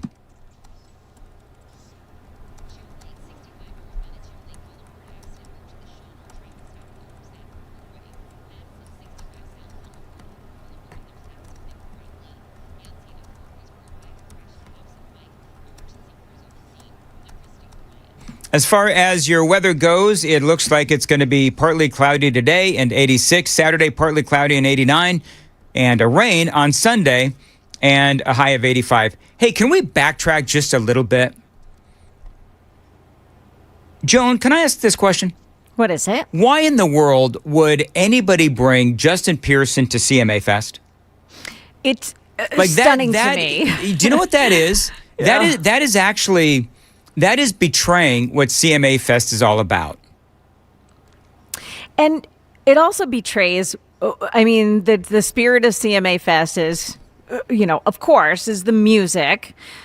But for the most part, I would say for the 99.9% part of country music, it's really about all American things, all country, all conservative stuff. I mean, that's not what you go to CMA Fest for. No, I mean, it's not, and certainly not most people there don't know who he is, Justin Pearson is. So, or the guy that brought him out, Brian who Andrews. Anthony Andrews. Brian Andrews, Anthony on the Super Text line. Brian Andrews is a nobody. Such a POS for bringing politics in it. Nobody goes to CMA Fest to hear about politics no matter where you stand. I agree. The content of his that has done the most blowing up and circulating are the almost tearful rants that he does inside of his car, screaming at the phone, calling conservatives bootlickers. He has maybe 2.5 brain cells to rub together when it comes to politics. For the life of me, I don't know what they were thinking. It just doesn't make any sense to me whatsoever. But you know what? I hope the good people at CMA Fest understand who this artist is that decided to bring politics into the situation. It's also in his music. He's just. Is he any good? No.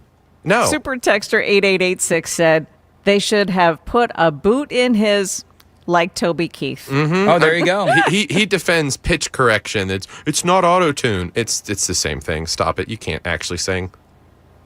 Oh, is that what he was trying to do? He's trying to defend pitch correction? Well, no, I can hear it in his songs, and people do call him out for it. Oh, do they? Well, here's the thing, is that regardless as to whether or not the guy can actually sing or not, he betrayed CMA Fest. And I wonder if there's got to be some sort of a, I don't know, contract or something. If not, they should put something in place. Don't bring politics to CMA Fest. There should be. Because I'm pretty sure Jason Aldean, Eric Church, John Rich, pretty sure if they wanted to, they could get a lot more high profile, much more high quality politicians to walk out on stage with them. Well, here's the other thing, is that Bruce Springsteen, for example, he's got an entire tour that is dedicated to him basically being able to come out and bloviate. I mean, that is part of what he is doing, is he's got like a 3-hour show, and he has maybe, I think it's an hour's worth of it, where it is dedicated to simply bloviating. That is part of what Bruce Springsteen is bringing to the table. But people, by and large, I think that they know that is what he's bringing to the table. So if that's what he wants to do, then that's fine. It is his concert, and that's what he wants to do, and people know going in. But for CMA Fest, for this guy to bring up, Justin Pearson with his 5-foot afro and start screaming about politics, people are probably going like, what in God's green earth is this? So, but even the Tennesseans said that there were people in the crowd that were like, whoa, what is this? Because, you're just sort of wandering around and you hear somebody performing and you stopped at their stage to watch what they're doing. They don't know who this guy is, but they kind of like his, his gig. He's singing nice, whatever. Yeah. And then he brings out Justin Pearson. Like, what? How hard do you have to pander if your district's in Memphis? You got to come all the way. You think people are leaving Memphis in droves to come to CMA Fest? Let's be honest. This artist, Brian, whatever his name is, he's just pandering to the people that are important to him. Yeah. And he doesn't care about the people at CMA Fest. I mean, Justin Pearson, coming all the way from Memphis to try and campaign in Nashville. Right. You think the people of CMA Fest are driving from your district to Nashville to... No. You are talking to people that don't care about you.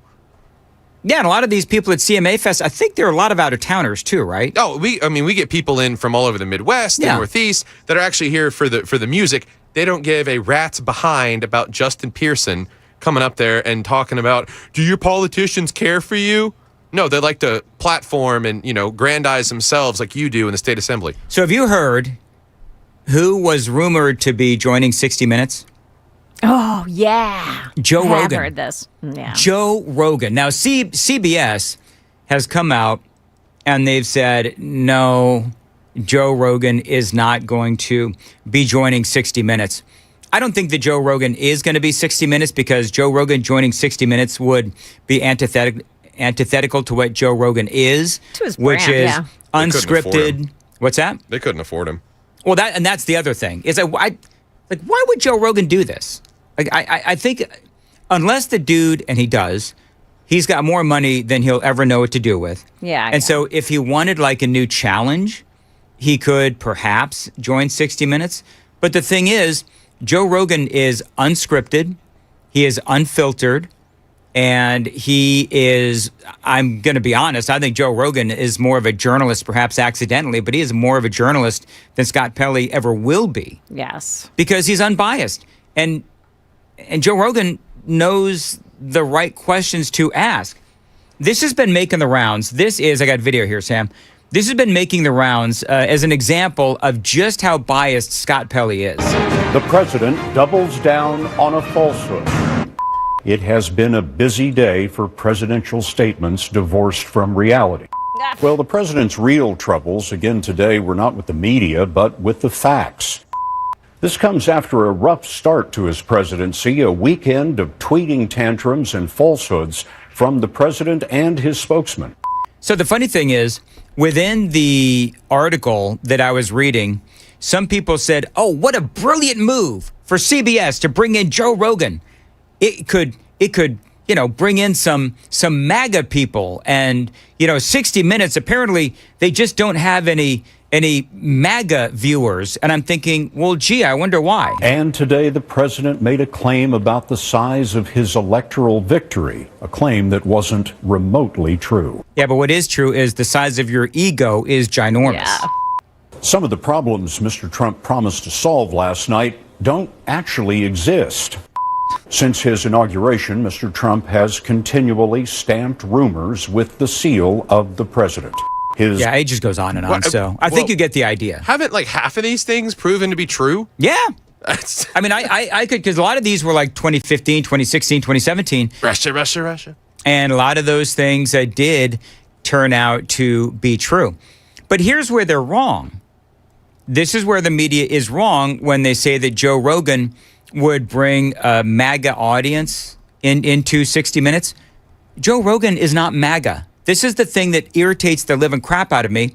And by the way, just so we're clear, I'm not the world's biggest Joe Rogan fan.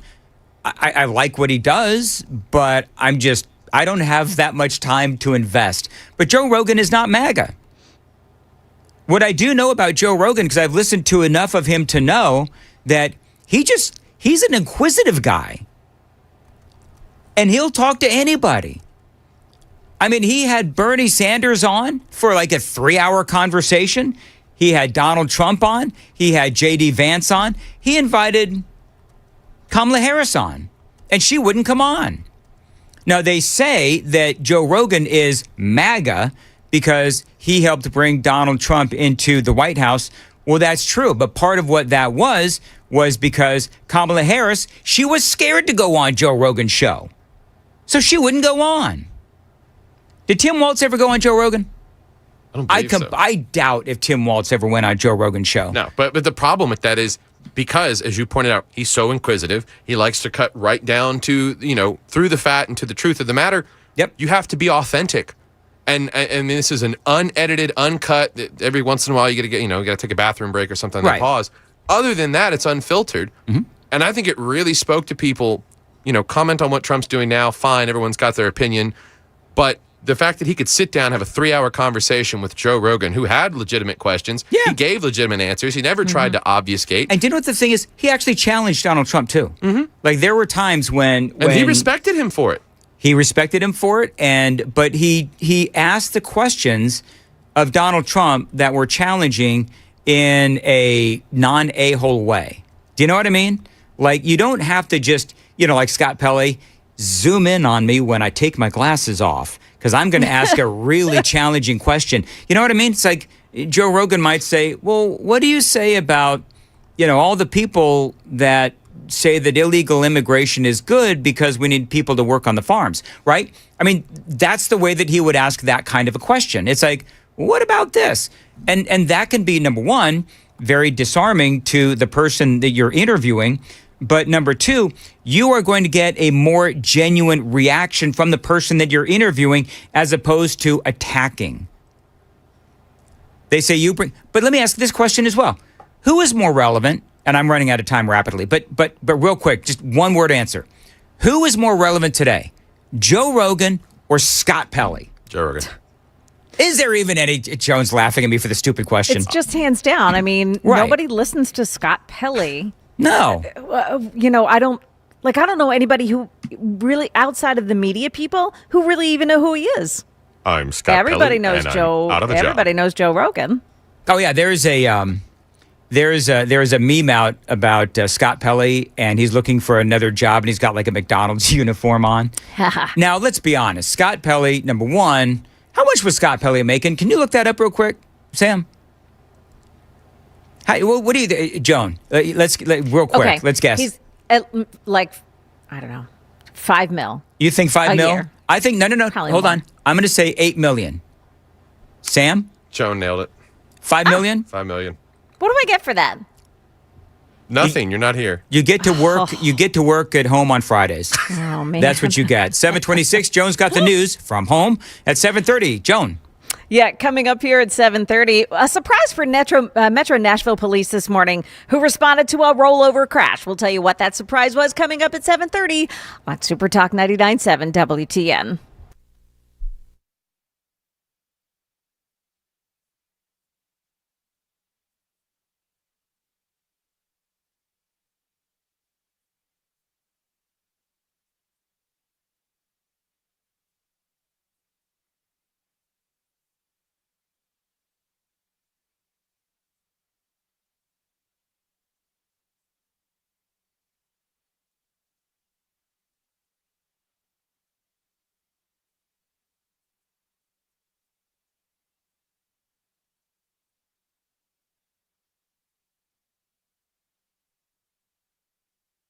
Hey, it's Dan Mandis. Always great to tell you about terrific Tennessee companies. One of them, USS, United Structural Systems. I was a client before I was an endorser. They've been out to my house a couple of different times, as a matter of fact. They are the ultimate experts in waterproofing, foundation repair, and concrete leveling. They also know the times are tough, so they want to give you options to fix it now, but pay it later. That's right. If you need some work in any of the above, again, waterproofing, foundation repair, concrete leveling, you can't sit around and wait for the economy to get better before fixing and maintaining your home, because these issues, they get worse over time, and that means that it could cost you more money to fix. That is why USS, they're offering 24 months no interest financing options, because they do know the perils of waiting. USS is offering you 24 months, no interest financing options for 2 years.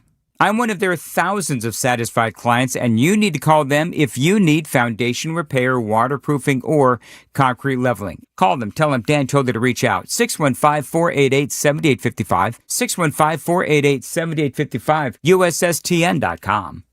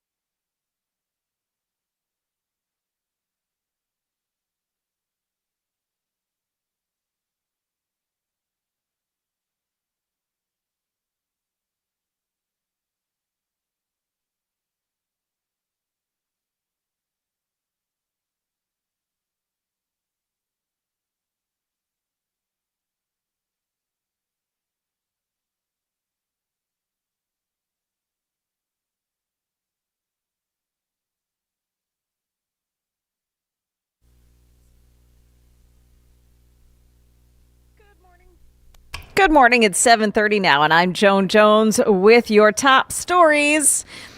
Well, it turns out happening overnight that the Senate passed a bill after months of delays to fund ICE and Border Patrol.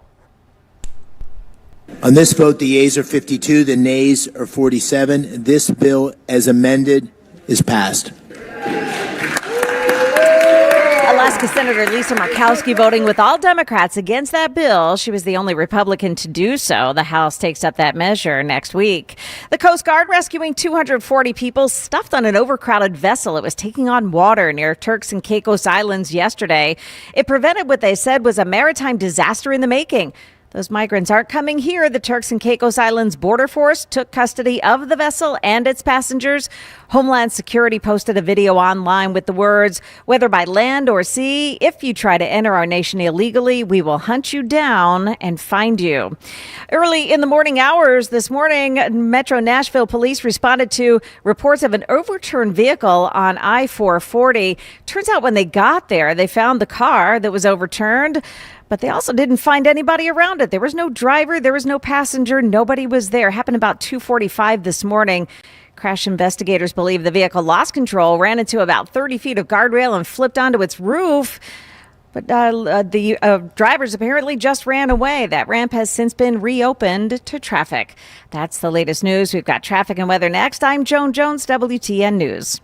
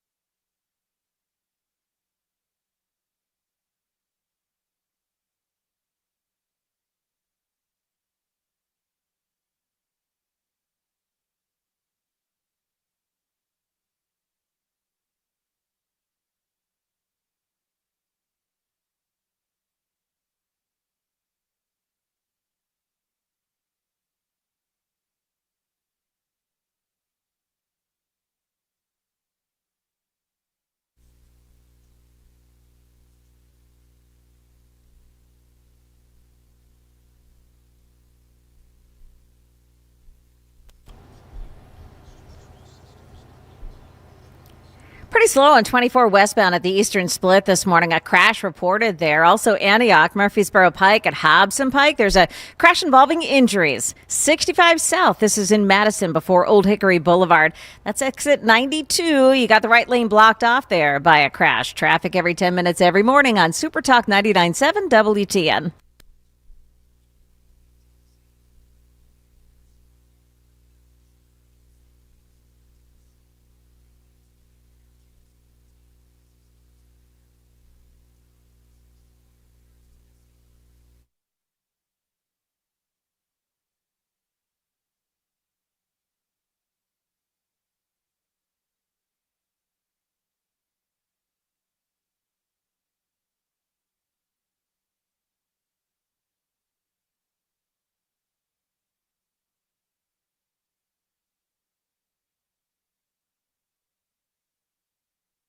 7:37, Nashville's Morning News on Super Talk 99.7 WTN. I know that he's been up late, and he's kind enough to join us early in the morning. Congressman Scott Desjardins, appreciate you being here with us on WTN.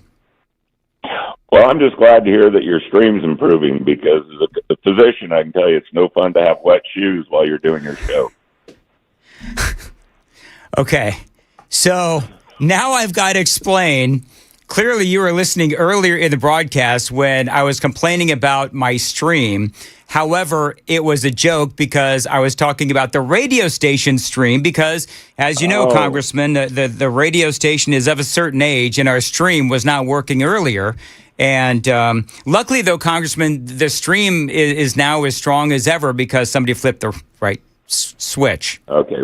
Well, I can talk to you after the show about some medical solutions to that if you have more trouble. Sure, absolutely. Thank you very much for joining us. We also have some good news in addition to the now working stream. A couple of things real quick. Looks like Border Patrol is now finally funded through the Senate. Did you wake up this morning? Were you surprised to see that has finally made it through the Senate? I was very surprised because they announced late last night that we would not be voting on that till next week, and I assumed that they did not get it done, but they did. So apparently Monday or Tuesday we'll vote on getting that funded, I guess, through the rest of the president's term. So it's nice to know we won't have to worry about paying our Border Patrol and ICE agents for at least the next 2 to 3 years. Do you know, and you may not have any insight into this, and this may be an unfair question, but do you have any insight as to why Lisa Murkowski would be the only Republican to vote no on that? You know, I don't know if it's a Trump derangement syndrome. I look at Lisa Murkowski, Collins, Tillis, and Mitch McConnell being 4 Republicans that won't vote for the SAVE Act. Of course, for those who don't remember, that's where you have to show an ID to prove you're an American to vote and show an ID to vote. And we have 4 Republicans, despite 95% of Republicans wanting that passed. Now, I'm not sure that could have been attached to this particular reconciliation package, but I don't know why we have people that call themselves Republicans and consistently vote with Democrats. It just makes no sense where that would come from. Well, she was the... It's my, if I may, Congressman, it's my contention that Mitch McConnell has absolutely no idea what he's voting for. Well, that's possible. He's got a little Biden thing going on, and you know, he served for a long time. He did a good job years ago on the Supreme Court in Trump's first term. But you know, sometimes it's time for these folks to go home, and for Mitch McConnell, it's certainly his time. So the House of Representatives passing a bill with the help of 4 Republicans to demand an end to the war in Iran. Of course, I talked about this yesterday, symbolic in nature. But, you know, number one, what are you hearing from the Senate side? And number two, I find this to be a waste of time knowing that Donald Trump is going to veto it anyway. Well, it's baffling to me that people are using this as well, it shouldn't say baffling to me because it is an election year. But if you listen to any media outlet other than Fox or shows like this, people say we're losing the war in Iran. I mean, Iran has been significantly degraded. Their ability to project power, to kill Americans, to kill people with their proxies has been dramatically reduced. Would I like to see a regime change? 100%. I mean, do I think maybe the president's going to have to do some more kinetic action to get Iran to the table and get us to where we need to be? Probably so. But we're not losing that war. We have degraded them in the matter of weeks, where you take a country like Ukraine that had half the military, half the Air Force, half the troops, and they've been fighting the Russians for 4 years and now are gaining ground. Between Israel and the United States, we essentially destroyed Iran's ability to project power. I mean, they still have some, yes, and without regime change, I don't think that's as successful as it could be. But they're our 3rd biggest adversary, and we have Russia and we have China. And if we got into a conflict with China and Iran had not been decimated the way it has been, they could create all kinds of trouble while we were focused on a problem in another theater. So I think this war was absolutely necessary. And for people, I get that we don't like paying $3 and $4 for gas, but we've done it before. And the damage that we're doing to them militarily is going to pay dividends in the long run when it comes to national security. You know, as far as the war goes, Congressman, of course, you are the chair of the House Armed Forces Strategic Forces Committee.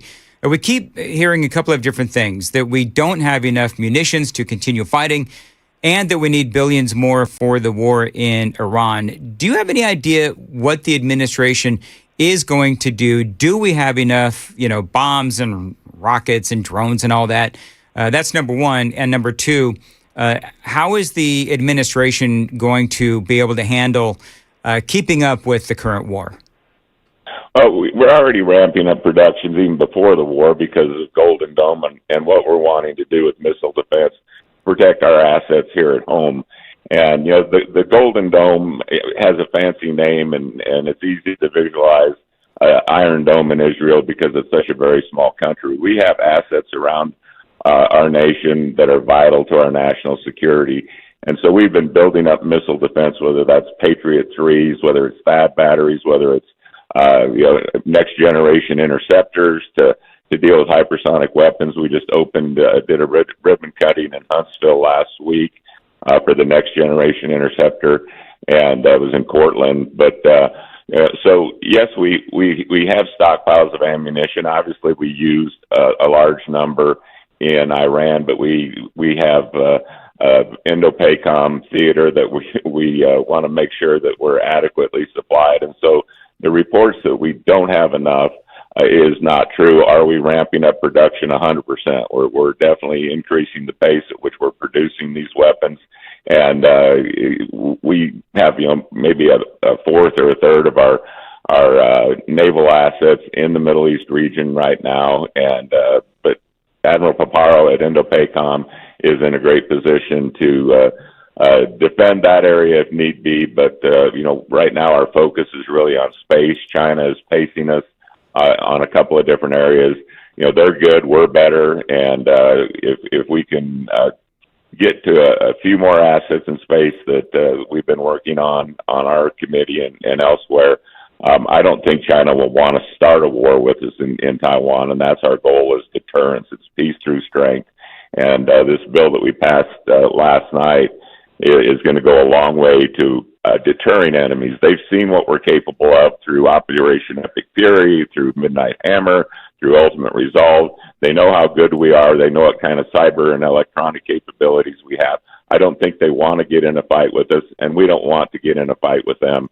And so I like where we're at. And I think, again, the best way to win that war is to not let it start, but taking Iran out of the way. And, frankly, what's going on in Lebanon and Syria and the Middle East, I think that area is ripe for the Abraham Accord. There could be stability in the Middle East like we've not seen or not even imagined in decades because of what's going on right now. And so I personally am optimistic that, we're going to see gas prices come down, and we're going to see this as a great success in the long run. It's just hard for people to look at the long game that we're playing, and they look at the short term because that's what you hear in the news, and it's very political in nature because they just don't like President Trump. It's so true. It is 7:45 on Super Talk 99.7. More with Congressman Scott Desjardins straight ahead. Time to check the roads on WTN.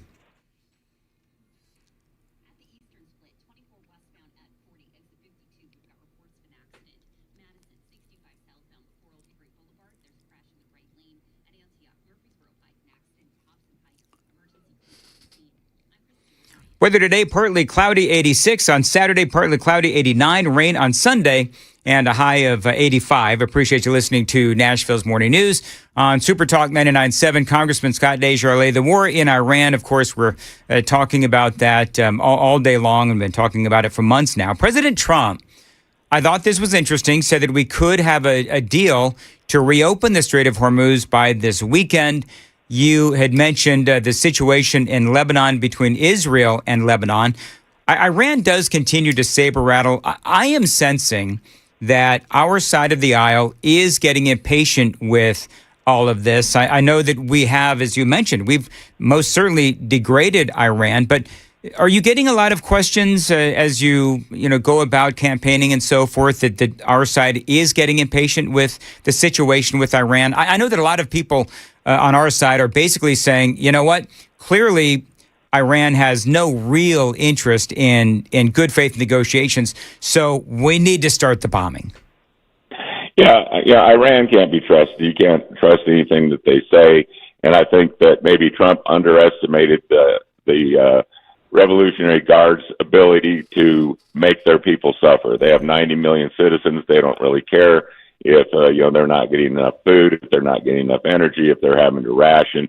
And they know there's an election coming up, and they see that our news, and when our news reports that we're losing and that this war is not going the way it's supposed to, that puts pressure on Trump and it emboldens the Iranians. So being anti-American and anti-Trump is not helping the cause.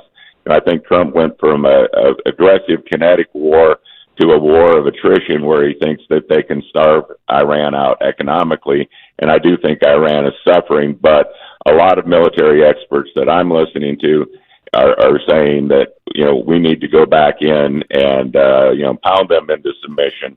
And so, I have mixed feelings. I think that if we're going to make some things happen quickly, that probably does need to happen. And so, yes, you're hearing a lot of the military experts and leaders say that, we can't wait them out. And especially if the reason that we're not waiting them out is because the November elections, it's really sad that we would, come this far and not finish the job. So I think we need to finish the job. Finishing the job would be regime change. It would be guaranteed that they don't get a nuclear weapon.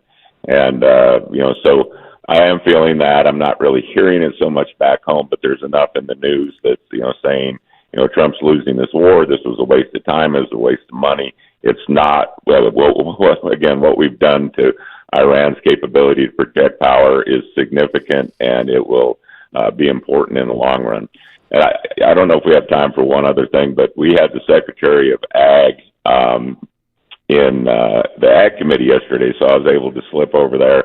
And for the first time in my 16 years on Ag, I got some answers on the SNAP program and the fraud within the SNAP program and the number of illegals that we're getting it. I have a clip on my Facebook where I'm questioning Secretary Rollins, but she said on day one that they sent out letters to all 50 states, and mainly just red states responded, but they found like 200,000 dead people receiving SNAP benefits, and I can't remember whether there was 500,000 or so that were receiving SNAP benefits that didn't qualify, and she was coming back with actual numbers.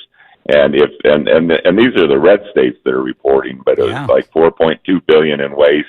And then also illegals. I basically get mocked by my Democratic colleagues for saying illegals are on SNAP, and she was able to produce numbers of, in 2022 alone, there was 1.5 million illegals on SNAP, and I can't remember how many $1 billion that was, but that was in 2022, and we know the border is wide open in 23 and 24, so I know those numbers will be revised upwards. But it was such a relief to actually have a secretary of USDA come in with statistics and not just excuses or saying, "Oh, we'll get back to you on that," but actually acknowledging what I've been asking for years, is that, why are we feeding non-citizens when we have Americans that are needy? Yeah. And it was just very refreshing to actually have somebody tell the truth about what's going on. Well, for somebody to finally acknowledge kind of what we've all known, but to have somebody acknowledge it and have a path to fixing all of that fraud, I think is huge. And that's been a big story this week. I got one more question for you, Congressman. Earlier this month, you did have some success. I think this is great. The McMinnville VA was going to close, but you were able to ensure that it does stay open. You've got a number of VA facilities in your district. Are you confident that they're not in danger of being closed? And how were you able to keep the McMinnville VA open? Okay, the McMinnville VA was a surprise to us. We got no prior warning. They closed 2 in Georgia, another one in another state. I think there's 1,300 of these clinics, not hospitals, but clinics around the country. And apparently this one had a contract labor. It was not VA staff that was short-staffed and underperforming, and had been warned multiple times that there had been complaints. And so I served with Secretary Collins in the Congress for about 8 years. And so the minute I heard the clinic closed, I called Doug Collins and said, "Hey, Doug, we have a clinic in McMinnville that you just shut down without giving us any word," and told them the situation, the hardship it was going to cause them to travel to Cookeville or to Tullahoma. And we set up weekly Zoom meetings with my staff and his staff, and I spoke with him personally at least 3 or 4 times throughout the process. So for 6 to 8 weeks, we were negotiating a way to keep this clinic open, and they decided that instead of closing it in May, they would keep the current contractor in place until they could replace it with VA staff. And so at the end, he called with good news and said they were able to do that.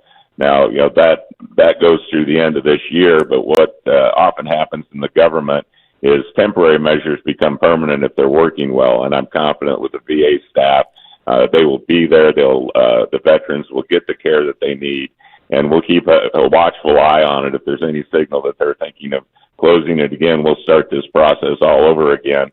And I will be calling Secretary Collins and saying, no, we need to have a solution that's long-term to take care of these veterans in Warren County. And so it just took a lot of diligence, a lot of phone calls. And there were, don't get me wrong, there's other people. Mayor Terry Bell down there was involved, and there's senators and some of my colleagues. But it was a good team effort to just keep the heat on the Secretary of the VA and express our concerns and express the concerns of our veterans, because they deserve the best care, and fortunately we were able to make that happen. Well, congratulations, Congressman. Great victory for your district, and we'll talk to you again soon. Have a great weekend. It is 7:54 on Super Talk 99.7 WTN. Joan Jones has the news coming up at 8. Joan. Yeah, U.S. companies were hiring new employees at a rapid pace last month. We've got the numbers out just this morning. It's coming up at 8 on Super Talk 99.7 WTN. Friends, it's Dan Mandis celebrating Contour's 5-year anniversary. That's right, 5 years of helping folks lose inches and feeling better and more confident. Contours can also help with sleep apnea, pain management, and a whole lot more. Both Matt and I have been hard at work and seeing results. You want to try it? You can for just $99. Look better in your swimsuit for the summer, or ladies, that cute summer dress. Now, to celebrate their 5 years of helping folks feel fit, they're offering you 5 maintenance treatments with the purchase of a package. Ultra Slim equipment is FDA cleared with no pain, no downtime, and no complications. It is FDA cleared to celebrate. The first 5 callers right now can come in and try a session for just $99. That's right, $99 for the first 5 callers. 615-236-9960, 615-236-9960, Contours LLC. Find them online, contoursllc.com. After all, what have you got to lose but inches?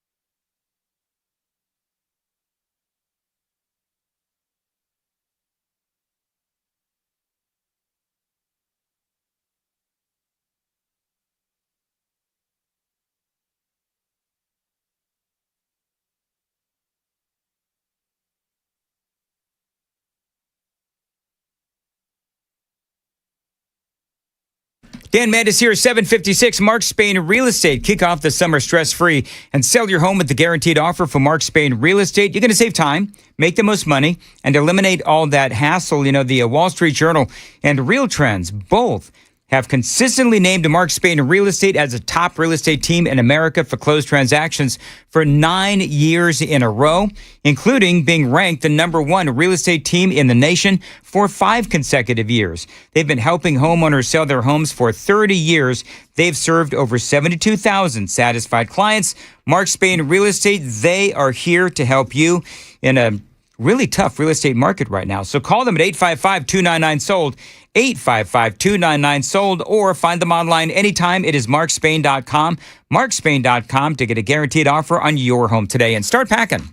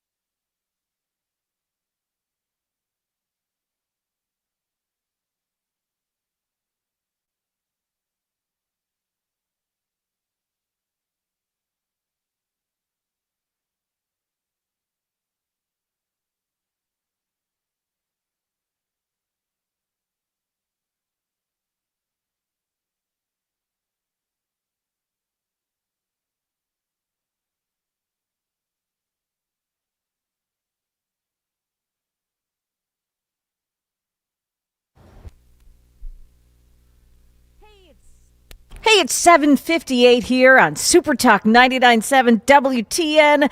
I am not Dan Mandis. No, you're not. You're Joan I'm not. Jones. And apparently Dan Mandis is, doing something about the stream or something. No. All right, you guys can stop. I don't know what was just said. I didn't say it. But I was otherwise engaged. So we assumed. Yeah. All right, so in all seriousness, one of the things that I've been doing is going back and forth with Ken Weaver. People are asking about Brother Ken. How's he feeling today? He's been gone for a few days, and Ken and I have something in common, and that is tinnitus. And his tinnitus has kicked up big time to the point where he's also dizzy, hissing, ringing in his ears nonstop. He also cannot sleep. And so luckily, Ken is going to see a doctor this morning. So, I was thinking, Joan, I've got tinnitus as well. Nowhere near as bad as Ken. I said to Amy yesterday, I forget what silence actually sounds like. Isn't that crazy? It is the craziest thing ever. I don't know what silence sounds like because it's always in my ears. I have a Simon and Garfunkel song for you then. Okay, very good. Sounds of silence. Pray for Ken Weaver. That's what I want to say. Pray for Ken Weaver. He's going to be out again today, hopefully back on Monday, but pray for Brother Ken. 8 o'clock, WTN.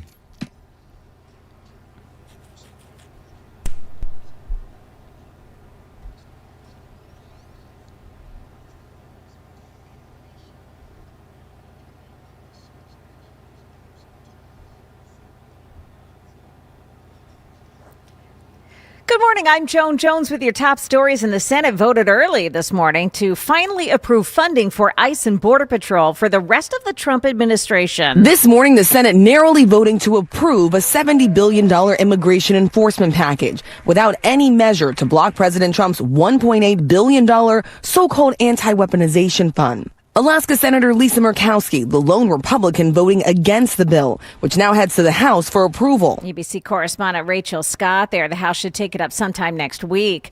In South Carolina, an investigation into immigrants with fake IDs has led to the arrest of 48 employees of a metal casting business. 6 people are facing charges. The company's plant manager and human resources director arrested on allegations they knowingly hired illegal immigrants. State Attorney General Alan Wilson saying the raid there was about a conspiracy of people who steal identities, create fake Social Security cards, fake driver's licenses, and fake immigration documents. The opening match of the World Cup, less than a week away now, millions of people now arriving in the U.S., and that presents an unprecedented security risk. Efforts to disrupt the games through bomb threats, swatting calls, drones, or even deep fake videos meant to confuse the public. They're preparing to deal with the type of crime that usually resides around these types of events, like human trafficking and drug trafficking, and then fan violence. And Drew Giuliani is the executive director of the White House Task Force on the World Cup. Members of his task force have been attending major U.S. events to observe how host cities coordinate security and logistics.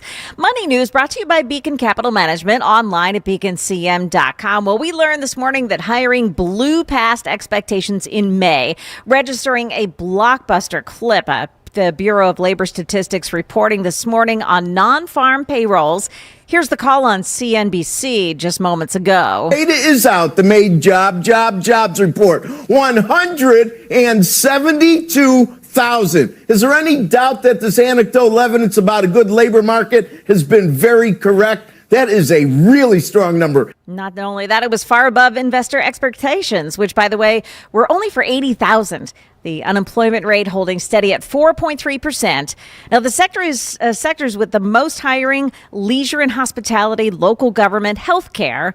Average hourly earnings rose 0.3% for the month. That was up make that 3.4% over the past year. Both of those are in line with Wall Street consensus. Now, ahead of the opening bell, the stock futures this morning have changed very little since then. Dow futures are plus 44 right now. The NASDAQ futures are down 393. S&P futures down 45 points. That's the latest news, traffic, and weather next. I'm Joan Jones, WTN News. Thank you, Joan. 803, Nashville's Morning News. Credit card interest rates are now over 29%. most people are only making the minimum payments, so they're getting nowhere in paying off that balance. But here's what a lot of homeowners simply do not realize, that using the equity in your home, you can easily access hundreds of thousands of dollars in cash.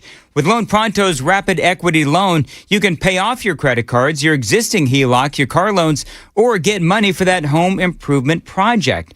Now, one client just got $100,000 approved going through Loan Pronto and saved over $1,500 every single month. And here's the best part. With Loan Pronto, you can do it all from your phone with zero out-of-pocket expenses, no hard credit pull up front, no appraisal, no long drawn-out bank process, and no touching your first mortgage. Now, rates right now are at near 3-year lows, so you've got to act right now. Go to loanpronto.com to see how much money you can save. That's loanpronto.com. You can find out in about 60 seconds. Now, you know that Loan Pronto, they've got 2,800 five-star Google reviews. Call them. Tell them Dan Mandis told you to reach out at 615-499-5780, 615-499-5780. Find them online anytime, loanpronto.com. That's loanpronto.com. Equal housing lender, NMLS 166-1781, NMLSconsumeraccess.org.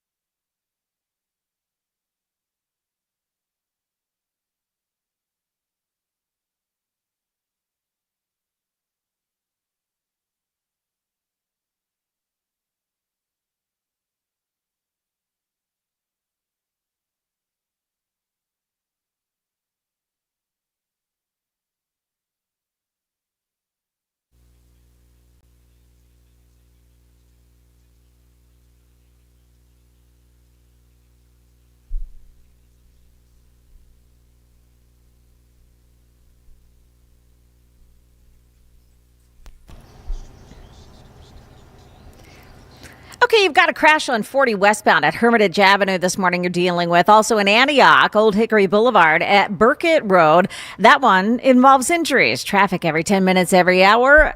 Make that every morning on Super Talk 99.7 WTN. I only say it every couple of minutes. It's all right, Joan. No problem at all. It is 8:07, Nashville's Morning News. Coming up in mere moments, David Corlew from the Charlie Daniels Journey Home Project going to be announcing an incredible act of support for local law enforcement. Been looking forward to this all morning long. Right now, though, very quickly, I want to get to Lenny McGill, of course, President and CEO of the Glock Store. Lenny, of course, we had a great event last weekend with the open house. Incredible success. And the big announcement from the Glock Store is that you guys are looking to make it even bigger next year. Yes, sir. You are right. Thanks, Dan. Amazing event. We had over 2,000 people, gave over $50,000 worth of prizes out. You were there, and it was great to see you, of course. But next year, we're going to go ahead and just make it bigger. It's just getting larger every year, and we're kind of outgrowing the indoor space. So we're going to get the big circus tent outside. We'll have more vendors, more things to look at, more giveaways, and just a lot more fun and a lot more space to really, just greet all the people, because it's getting bigger every year. Every year it's gotten larger. I got to tell you, Lenny, just as we wrap this up, I have never seen, I've been doing this for many years with you folks, I don't think I've ever seen it that big. It's no wonder you guys are having to move outside. Was last Saturday the biggest one you guys have ever done? Absolutely. Like I said, I think we had over 2,000 people through the day, and it was really fantastic. And people really respond to what we're doing there, and we're so happy. I'm so pleased that we're partnering with you, WTN, to make it happen, and we're going to do it again next year. We've got a date scheduled, so let's get it together. We're hoping everybody can show up again. You want to give us the date now, like a full year in advance? I'm not looking at the calendar, but I believe it's the weekend after the Memorial Day holiday. All right, Lenny That's Miguel, Saturday. always great to talk to you, and more on the Glock Store, glockstore.com, shoot270.com, and great place to buy your firearms, your ammunition, get your gun accessorized as well, and great place for training as well, glockstore.com.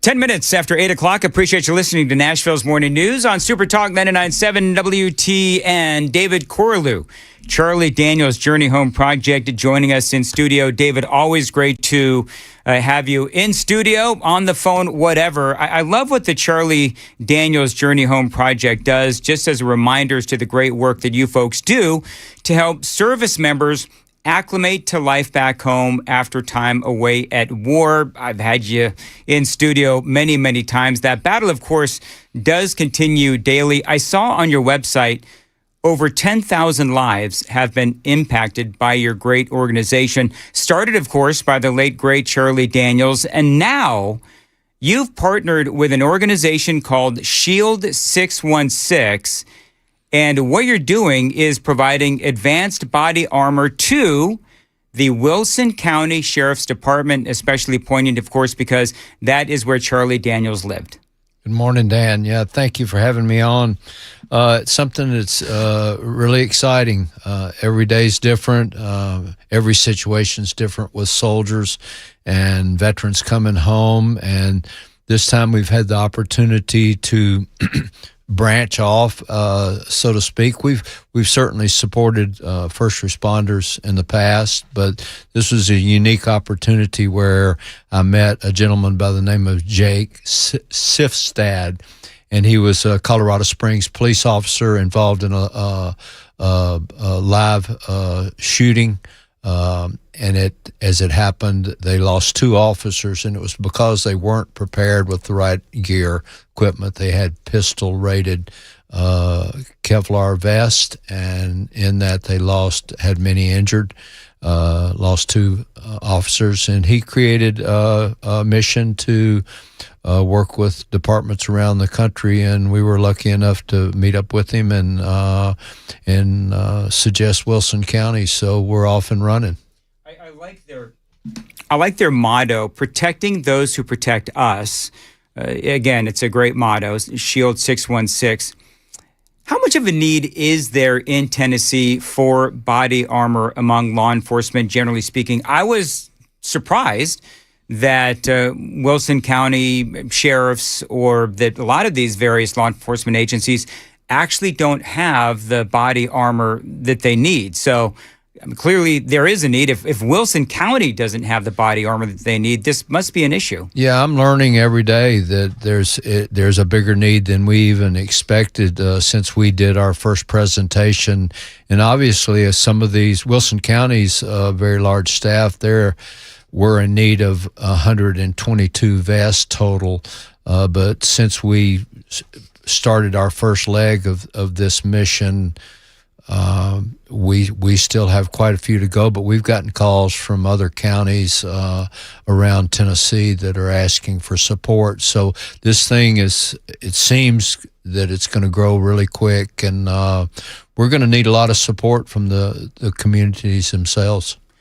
One of the things, and you're talking about Shield 616 and the guy that started it, and he was an officer, and as you talked about, there was, I guess it was a shooting at an abortion clinic of some sort. Yeah, it was a Planned Parenthood shooting. Yes, yeah. And it was two shooters, both using AK-47s, which is a very powerful round. And what we're working with, as we talked about, we've presented 52 vests so far to the patrol units of Wilson County Sheriff's Department, and that's about half of what we need to reach. And this is a program that dictates that we need the community to embrace it and to step up, and we're getting it rolling, but we need help from our communities. Shield 616 has a reach of 32 states. Over 9,000 first responders have been protected. Again, it goes back to, I'm just kind of surprised that a lot of these agencies don't have the body armor that they need already. But, I didn't know this about body armor, is that it needs to be replaced. It needs to be upgraded. It needs to be updated as well. I'm assuming that this can be a very expensive process, getting the law enforcement agencies the body armor that they need to stay alive. It is expensive. It's approximately $2,600 per vest for the. I've called them level 4 vest. I think technically on their site they call them level 3, but they're rifle proof, and that's the most powerful rounds, the 308, the 5.56. And the AK-47 round. And so it is, and they do need to be upgraded, updated. And the Wilson County, the start we have on it so far, they're so excited about it. And it just, and these things get tired. They wear them, and some of the officers, their vests are so heavy that they don't wear them all the time, so they have them in the trunk. If they have a live situation, a shooter going on, they have to get out, get into their trunk, put their other armor on, and confront the enemy. So with this is a comfortable, light vest, compatible to all day. Latest technology? Yes, the latest technology, the best, and are already saving lives around the country. I love that. More with David Corlew, Charlie Daniels Journey Home Project coming up. It is 8:15. Time to check the roads on WTN.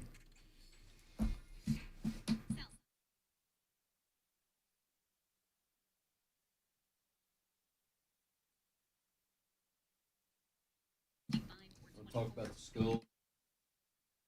As far as weather goes, today partly cloudy, 86 on Saturday, partly cloudy, 89, rain on Sunday, and a high of 85. Appreciate you listening to Nashville's Morning News, Super Talk 99.7 WTN. So the Charlie Daniels Journey Home Project continues to do great work. This relationship with Shield 616, I think it almost seems like an extension of what the Charlie Daniels Journey Home Project does. Number one, because a lot of former military do go into law enforcement. That's number one. Number two, you are protecting first responders. And I have long enjoyed the partnership that I have and that WTN has with your organization. Real quick, let's talk about Charlie Daniels Journey Home Project. You folks, every year, you have the very special event where you honor veterans, you honor the military, and you have it's a dinner, but it's more than that. Describe what you folks do every year. This year it's going to be, is it on September 10th? It's on September 10th. Okay. We'd like to look at it as a party and a celebration. It's a Patriot Awards. Yeah, the Patriot Awards. And we created the Charlie Daniels Patriot Awards.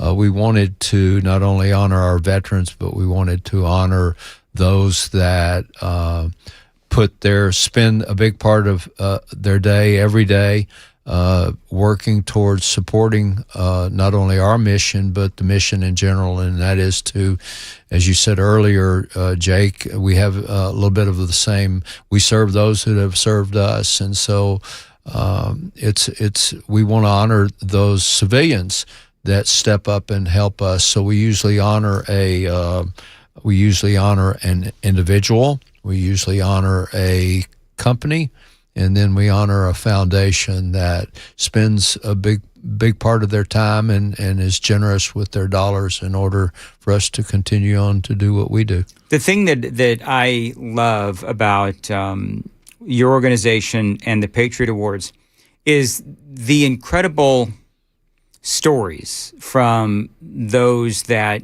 speak. In the past, I've been honored to do the live broadcast from the event. Matt Murphy does it these days. And just the people that you have that come to support this annual event is amazing in the sense that they're great Americans, they are patriots, they are survivors as well. Is this just remind me, do people buy tickets for this, or is it donations? How does it work? Yeah, we sell, there's information. We're getting ready to send out, yesterday we sent out the save the date, getting ready to post it on all our social media. But yes, we sell tickets, we sell tables. The biggest part of it are tables sold, but we have tables, we have seats.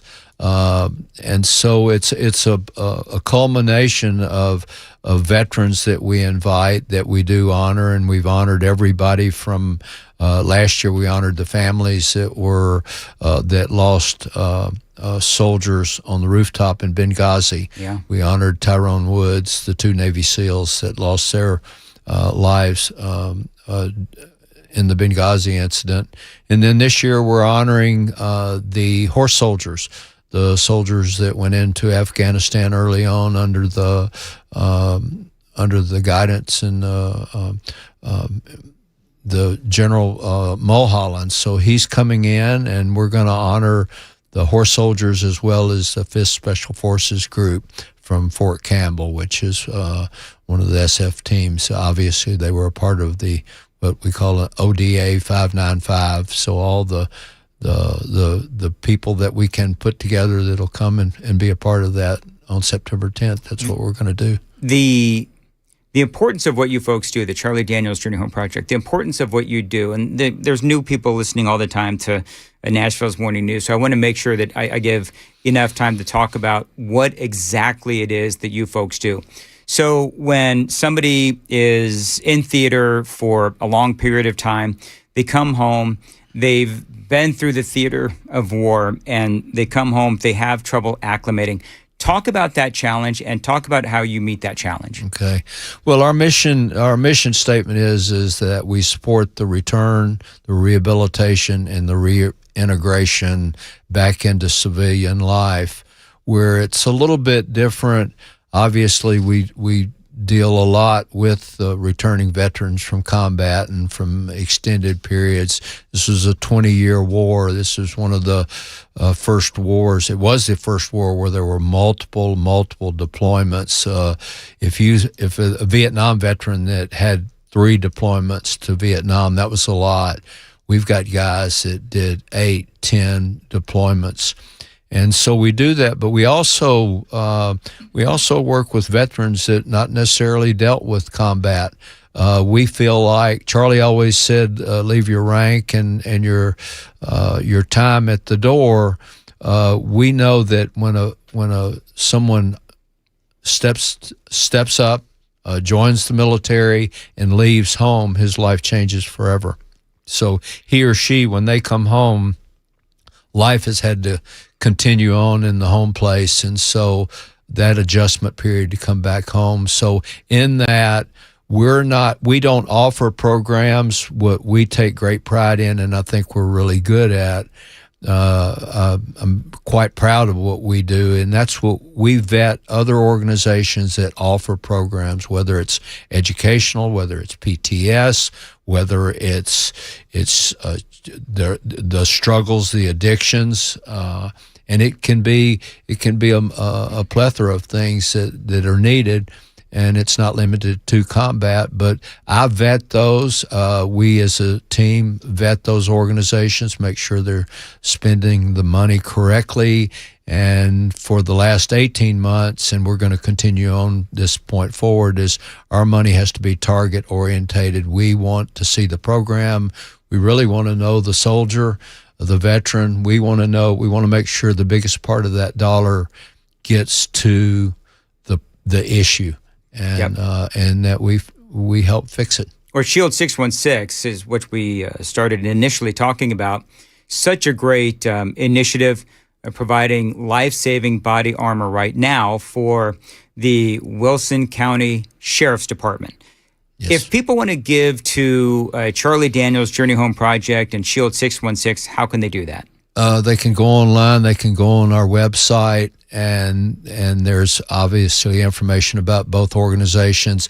But you have the opportunity to earmark the donation and where you want it to go. And as we've talked about, we're still trying to complete what our job in Wilson County, and we need that community support. So all you have to do is go online to the Charlie Daniels Journey Home Project.org and make a donation.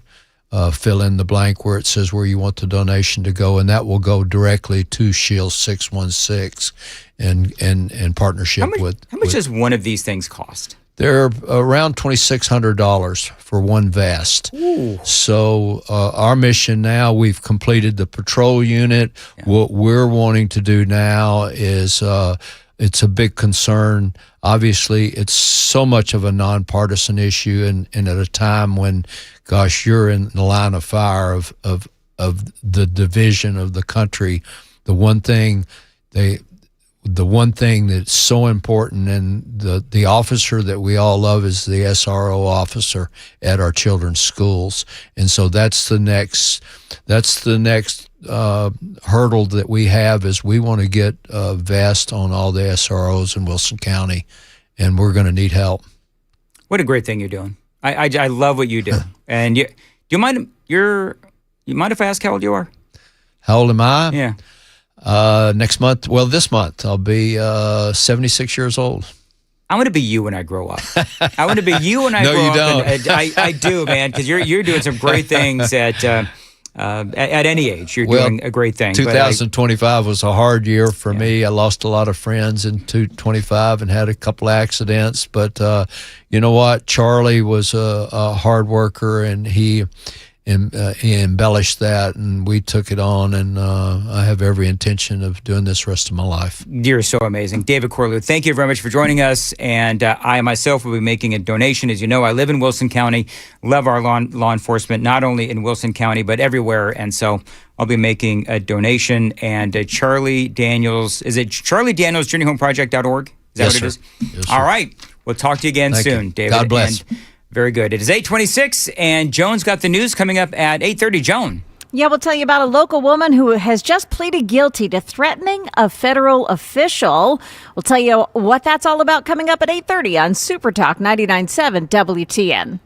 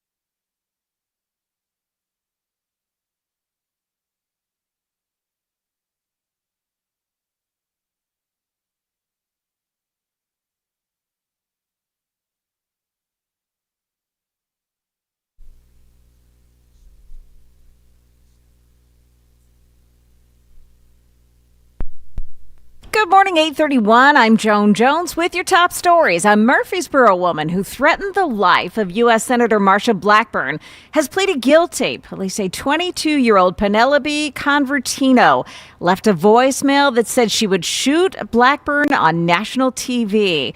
Well, Convertino has pleaded guilty to a charge of threatening to kill a federal official. It carries a maximum sentence of 10 years in prison and a $250,000 fine. She'll be sentenced in September. You remember the story about the United Airlines jet that struck a bakery truck as the plane was landing at Newark International Airport? Well, the investigation is still ongoing, but it has found some results. As of now, everything points to pilot error. The pilots made a mistake. And so the NTSB is going to want to go back and say, what is it about this approach to this runway? Why are we making this more difficult for crews than it needs to be? How can we take out the possibility of error that almost led to tragedy in this case? ABC News contributor and former pilot Steve Ganyard there. The investigation also found the pilots had been given 3 runway changes in rapid succession as they were descending. ICE officials say they're ending a policy that the Biden administration used as a bludgeon against immigration officials. That policy required ICE to report the deaths of ICE detainees for a period of 30 days after they were released from ICE custody. A spokesman for Homeland Security telling ABC News in a statement, it's common sense. ICE is not responsible when an individual passes away weeks after leaving their custody. ICE says the reversal doesn't change the reporting standards for detainees who are still in ICE custody. Checking on Wall Street right now after a blockbuster labor report.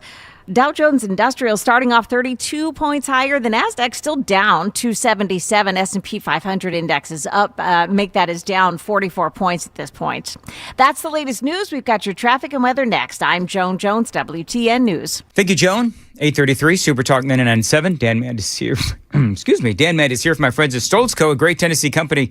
They do continue to grow and expand. Now, you know at Stoltz Co., they build pole barns, and that these pole barns can serve as a garage, an event space, an equestrian building, even barn dominiums. You can live in these pole barns from Stoltz Co. And these days, those barn dominiums are new and improved. They're now offering you turnkey options. Now, here's what that means. It means that they handle the design, the construction, and the amazing finishing touches. You turn the key and you are home at Stoltz Co. You know, we talk about those event spaces. If you've got like a bunch of acres and you want to put up like a fancy kind of pole barn, you can actually charge people to hold events there, maybe wedding ceremonies, whatever. So this could actually be a really good investment for you as well. Again, Stoltz Co., they're offering you turnkey options. If you want to handle the design, the construction, and the amazing finishing touches, Stoltz Co. can handle all of that. You turn the key and you are home. They also, by the way, these days offer storm shelters to keep you and your family safe. Now, your new pole barn from Stoltz Co., again, can be used for anything you want. So if you have some land that needs a building for living or investment, whatever you want, call Stoltz Co. 615-622-5992, 615-622-5992. You can also find them on Instagram and Facebook to see examples of their excellent work, their incredible work around Middle Tennessee. StoltzCo.com, STOLTZCO, StoltzCo.com.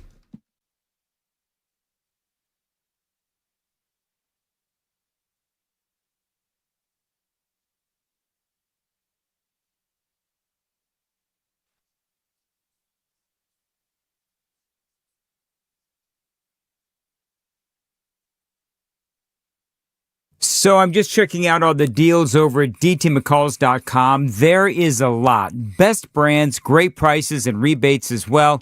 Washer and dryer sets, dishwashers, ovens, and a whole lot more. Refrigerators, of course. Now, look, when I need an appliance, the first thing I do is head on over to that website, dtmccalls.com. I've bought, at least a couple of appliances from these folks over the years, and I'll be buying a lot more in the future because they do provide the trifecta at DT McCall's. Great prices, great selection in brands, and terrific customer service. Now, this is a great company, a great Tennessee company that I have been doing business with for years, and you're going to love them. They've been serving Middle Tennesseans for over 100 years, and they'll be here for 100 more. DT McCall's, 5 locations across Middle Tennessee, Carthage, Cookeville, Lafayette, Lebanon, and Franklin, and again, always online at dtmccalls.com. As always, tell them Dan Mandis told you to reach out.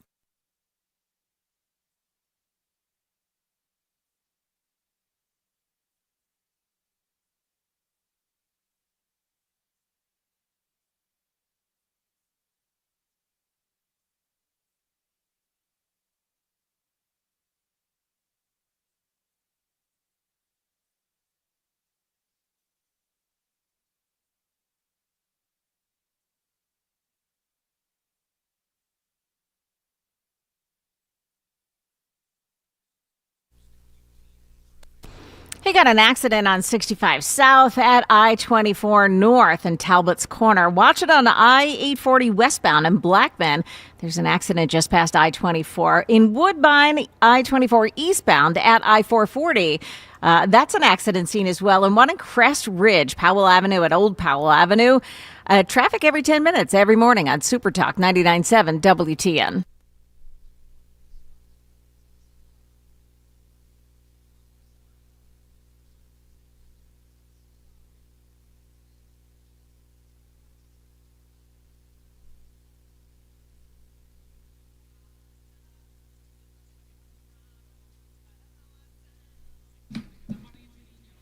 You know, Sam warned me that there would be some sick bumper music coming up, and I see what he meant by that. This is making me sick.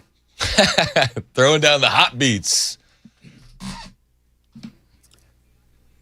Yeah, I don't really get it. Whatever. It's Jim Carrey doing reggae hip hop. This is Jim Carrey? This is Jim Carrey. All right, you know what? Is this recent? This is the 90s. Okay. But he's doing black culture as a white guy. That's the whole thing. Yeah, whatever. I like it. You like this, Chris? Not really. All right, stop it. It's all about Chris. Forget about me. You'll notice I was a lot more amenable to it when I found out that it was Jim Carrey. Only because I find the whole thing humorous. Well, he calls himself a cracker. Crackers are in the news, Chris. They are. Mm-hmm. Yeah, my audio. We're taking it back, by the way. Are we taking it back? We're reclaiming it. Are we? Yeah. Okay. And don't say it with the hard R, Dan. It's cracka. Cracka. Oh, okay. Cracka. Cracka, please. That hurts. Make sure my audio's up, no video. Audio only. I'm gonna push you if I get close enough. Push you right into that crack. You heard what I said, cracker. Neanderthal, I don't give a what you say. And this guy, by the way, is outside of the Karmelo Anthony trial out there in Frisco, Texas. Sounds like a lovely individual. Well, the funny thing is the guy's like, I could crush you, you cracker. And I'm looking at the video. Dude's like 300 pounds. It's like, yeah, if you could catch me. Y'all you cracker. You cracker. Let's get out of the road, please. You still a cracker. You a cracker, motherfucker. You a cracker. You a cracker here. Joan? Yeah. You a cracker. Chris, you a cracker. Sam, you a cracker. I'll be a cracker too. Cracker, you a cracker. You a cracker. You ain't gonna get me, cracker. They've been trying to get me, cracker. You ain't gonna get me. They've been trying to get me, cracker. I feel like it's Oprah. You get a cracker, you get a cracker, there you go. and you get a cracker too. Ritz, baby. So, I mean, there's a lot of provocateuring. Animosity going on outside of the Karmelo Anthony trial in Frisco. So they the one clip that I heard was this same guy kept saying the only good cracker is a dead cracker. Did you hear that one? No. Yeah, we got it. We have Savannah Hernandez on the show later. She has actually been inside the courtroom during jury selection. We got opening arguments today, it looks like, for the Karmelo Anthony Austin Metcalf trial. I'm just shocked. There's a couple of things at play. First, I'm shocked at the people that are showing up in defense of Karmelo Anthony. Mm-hmm. And they are saying that the arguments they're going to make is that Texas has a stand your ground law. And that he didn't have a duty to retreat. That's one of the arguments that the defense is going to make. But he brought a weapon onto school property. Right. Well, and the other thing that we brought up earlier is he stabbed Austin Metcalf in the chest and then he ran. So why didn't you just run before you killed another human being? It doesn't make any sense. Dirtbag. Well, and when they caught up to him, they said, we've got the alleged stabber, and he said, it's not alleged, I did it. Because he knew immediately that he was going to... Yeah. He done goofed. Let's see here. This is also... We did play this earlier. This is a guy who just waded into the crowd outside of the Karmelo Anthony trial.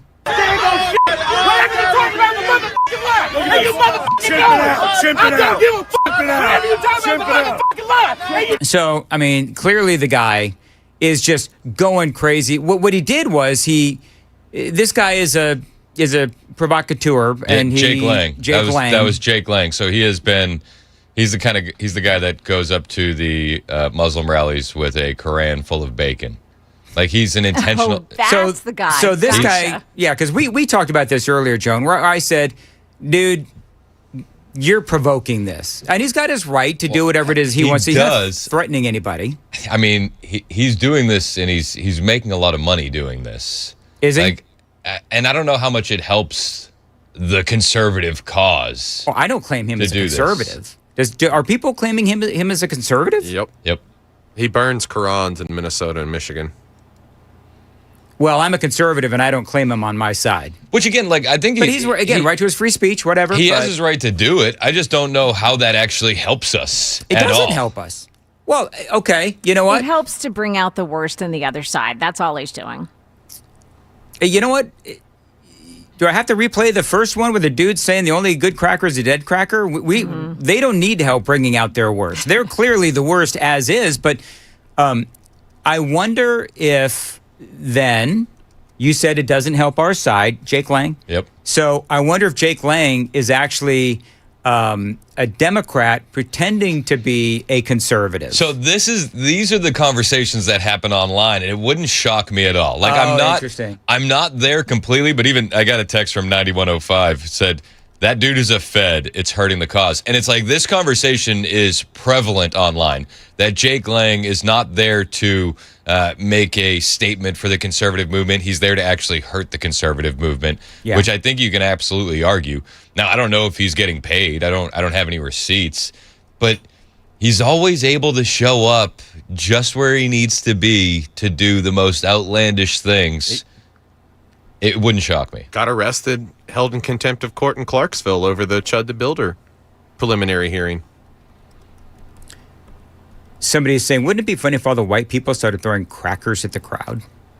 Walk up and start throwing like Ritz at them. Just make it rain, Ritz. Just make it rain, Ritz. You know what I mean?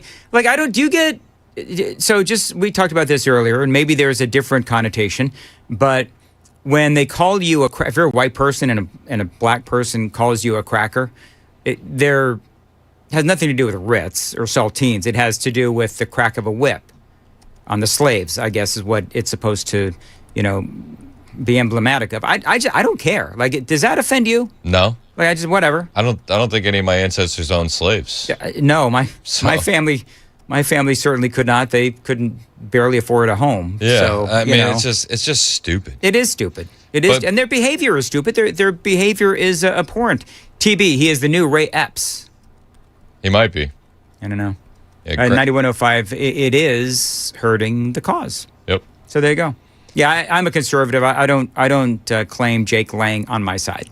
I also think it's dumb to go put yourself in a situation where you could be murdered. Like, let's call it what it is. And he's found himself in situations. I think it was in Minnesota or it was Michigan. I think it was outside of Dearborn. Got stabbed, right? Yeah, he got stabbed.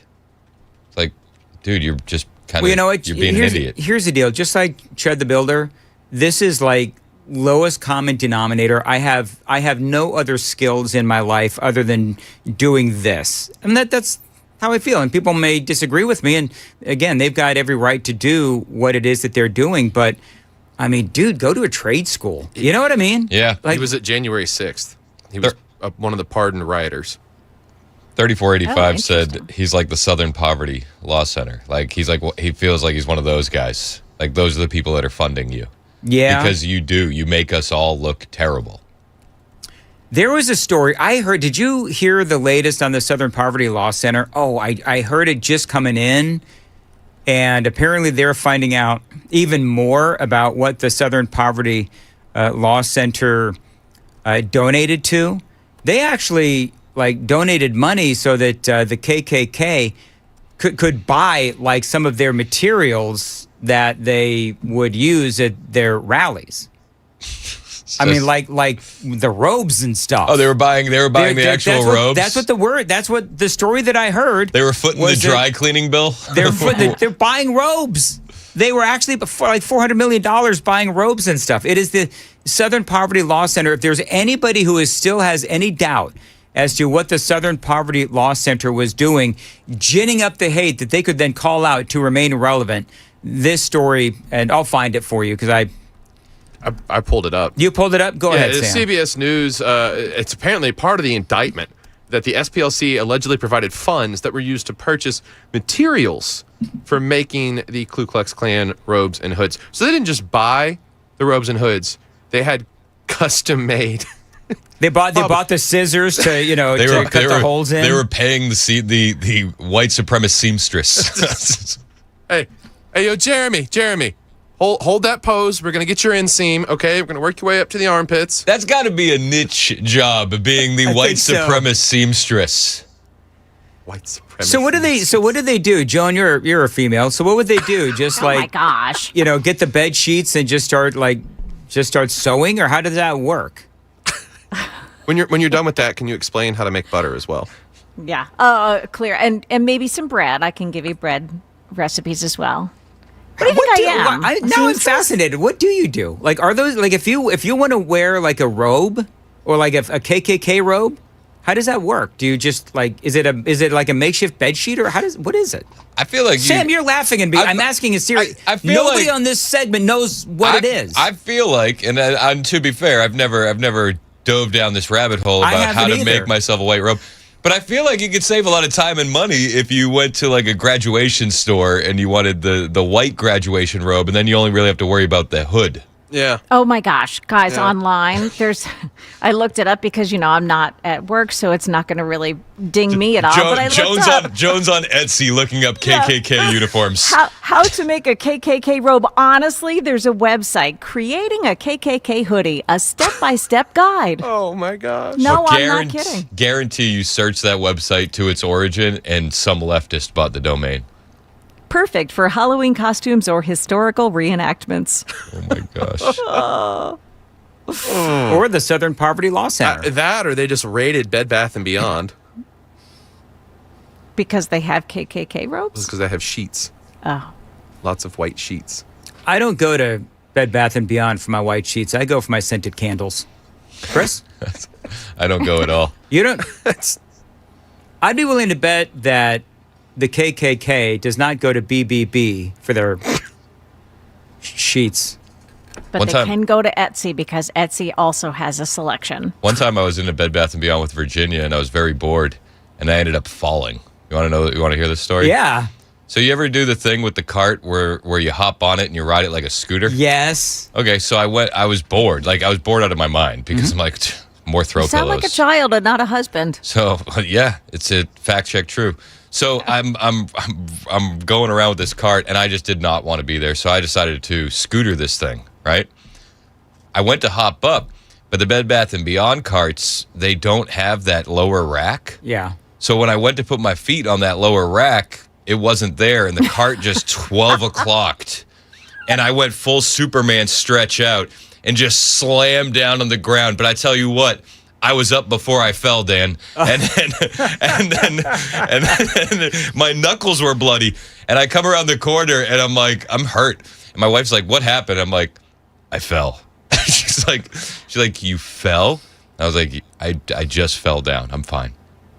And Just don't even ask any questions. I just fell. I swear, I'm fine. the security guards in there must have died laughing reviewing that footage and sent it around to all of their families. And I've been waiting for it to pop up on Sure. America's Funniest Videos or Tosh.0 or something. Yes. For years. It hasn't happened yet, but I did. I fell in a Bed Bath & Beyond. I'm a grown man, and I fell.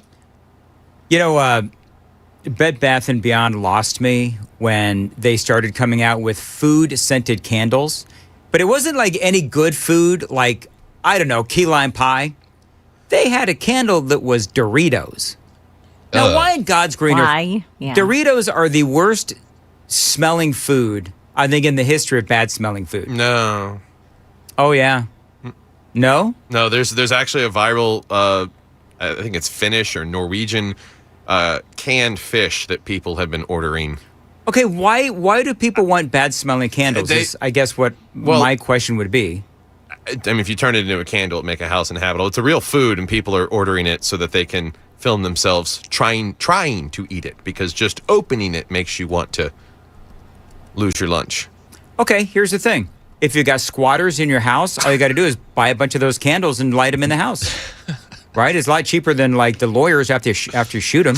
Do you remember when Gwyneth Paltrow unveiled her candles? Oh yeah. What were they? She had one that was called, and forgive me, it's called "This Smells Like My Vagina." Yep. What? Yeah. You had to ask. The second Really? you asked, yeah, that's what it was That's what it was called. Yeah. How did they figure out how to mimic the scent of her vagina? They left a day old Bronzino out in the sun. Oh, jeez. Why? Who bought that? And she said A bunch of to creepers, anyone no who doubt. criticized it, "Go F yourself." It's probably the same people What? that buy bath Yeah. water. You know those freaks. That is yeah, there's stunning. people that Yeah. have bought bathwater too. That is stunning and brave. Can you, hey Sam, look up? Did people actually buy that? I don't want to dwell on it because this segment turns blue like really quickly. But I am curious because you said, was it you that said who would buy that? I think it'd be a bunch of creepers that would buy it. You said, And I don't know how you. You said the Dorito candle was bad? Oh no. Oh no. What? It was It's sold out. $75 a candle. Wow. And they sold out in hours. There you go. We live in a sick society. We used to be a proper country. There were Yeah. follow-up scents like this is the name of the candle. This smells like my orgasm. Or this smells like my prenup. Smells like my prenup. That I don't understand, but It okay. just smells like printer paper? Is that what the candle is? I don't know, man. Printer paper. I don't know. What would a prenup smell like? I'm trying to wrap my head around that one. Dollar bills because I you think- save money? I think that one's the most confusing of them all. Do you know what a prenup smells like? Freedom. Although the line was eventually discontinued after a multi-year run, the candles have become collector's items, fetching hundreds of dollars on the resale market. All right. Very good. Are they still on the resale market? Yeah, apparently it's what Facebook Marketplace is saying. So it's like, do you want a used candle that smells like? Oh, it's even worse. Hold on. I'm looking on eBay. How much are these things? $486.78. They were $75 originally. The inflation's insane. They're literally like, okay, well, you could buy one now. The cheapest one I got is $159.94, but they're all like right under $500. That is bananas. The longer they sit around, do they smell worse? I don't know. Just sitting in there marinating. I cannot even read any of the texts. Yeah. Like I just can't. Why would you? Yeah. Why? Because Chris, people are weird. People are just straight up bizarre. Now there might be some curiosity, like it's okay. I guess okay. Gwyneth Paltrow got real curious. Time out. Here's my question, and I want all of us to answer honestly. If somebody sent us a Gwyneth Paltrow vagina candle, and I walked around and said, "Smell it," would you smell it? I would not. Do I know that it's that candle on the Yeah, front I would say end? that this is the candle we were talking about earlier. Somebody sent it to us. Would you smell it? So Joan is a hard pass. Sam? Curiosity's going to get the best of me, so yeah. Chris? I'm a journalist. Oh my gosh. You would do it for research. You would do it for the show. It would behoove me to investigate. For purely scientific purposes. And for the record, Joan's lying. Oh, no, I'm not. Joan is 100% lying. I bet you Joan has never come across a candle in her life that she hasn't sniffed. I am, okay, so just so we're clear, and this goes way back to, I think, my second day on the air on WTN. I am a candle. This is how you did it on your second day? You're like, Second day. We're talking about Gwyneth Paltrow's candles? No. Getting to know me, I am a known candle sniffer. Like, I'll go to wherever, BBB, Bed Bath & Beyond, and I'll just sniff the candles. So That's you what had I to do. stop going there because, the selection. Doritos, what kind of candle is this? They had to kick me out. I was loitering in the Bed Bath & Beyond because I'm sniffing all the candles. That guy's back. That You can see all the security phones going off. Oh, that guy's back. Anyway, so the one in the hat. Yeah, he's back. that was when all the candles were proper. That was before they started doing, V's and Doritos and that kind of a thing. So no, I would not sniff it. But you'd make other people. No, I wouldn't. I would just ask. It would be implied. And by the way, Joan and I were both no's. You know what? Should we do a daily You're Dan poll? not a no. Hold on. You are Time out. lying as much as No, Joan. No. Quickly, do a daily Hold Dan on. poll. Would you smell I it? would like to formally apologize for this entire segment. Dan and Joan once again lying on the air. You guys. I'm not lying. I would not. I would yes, not. you would. I promise you, I would not. Nope. You 100% would. Both Hard of you pass. Hard pass. Speak. Do a daily Dan poll real quick. Would you sniff it? Yes or no? 8:57. Don't even add any other context. Just would you sniff it? No context required. Dan Mandas here, lifelong dog owner. I've seen all kinds of behaviors with my animals, and I bet you have too. And if you've got a dog that needs some behavior training, my buddy Jeff and his crew at Ridgeside Canine Nashville, they can help you with aggression, potty problems, anxiety, or basic obedience in your dog. They can help you help your precious pup with just about anything. They've got a lifetime support guarantee. They are there for you 24/7. Make 2026 the year that your dog listens. Call Jeff today, 615-878-0380, 615-878-0380, rsk9nash.com. The letter K, the number 9, rsk9nash.com. Ridgeside Canine Nashville, veteran-owned, proven results, and guaranteed for life.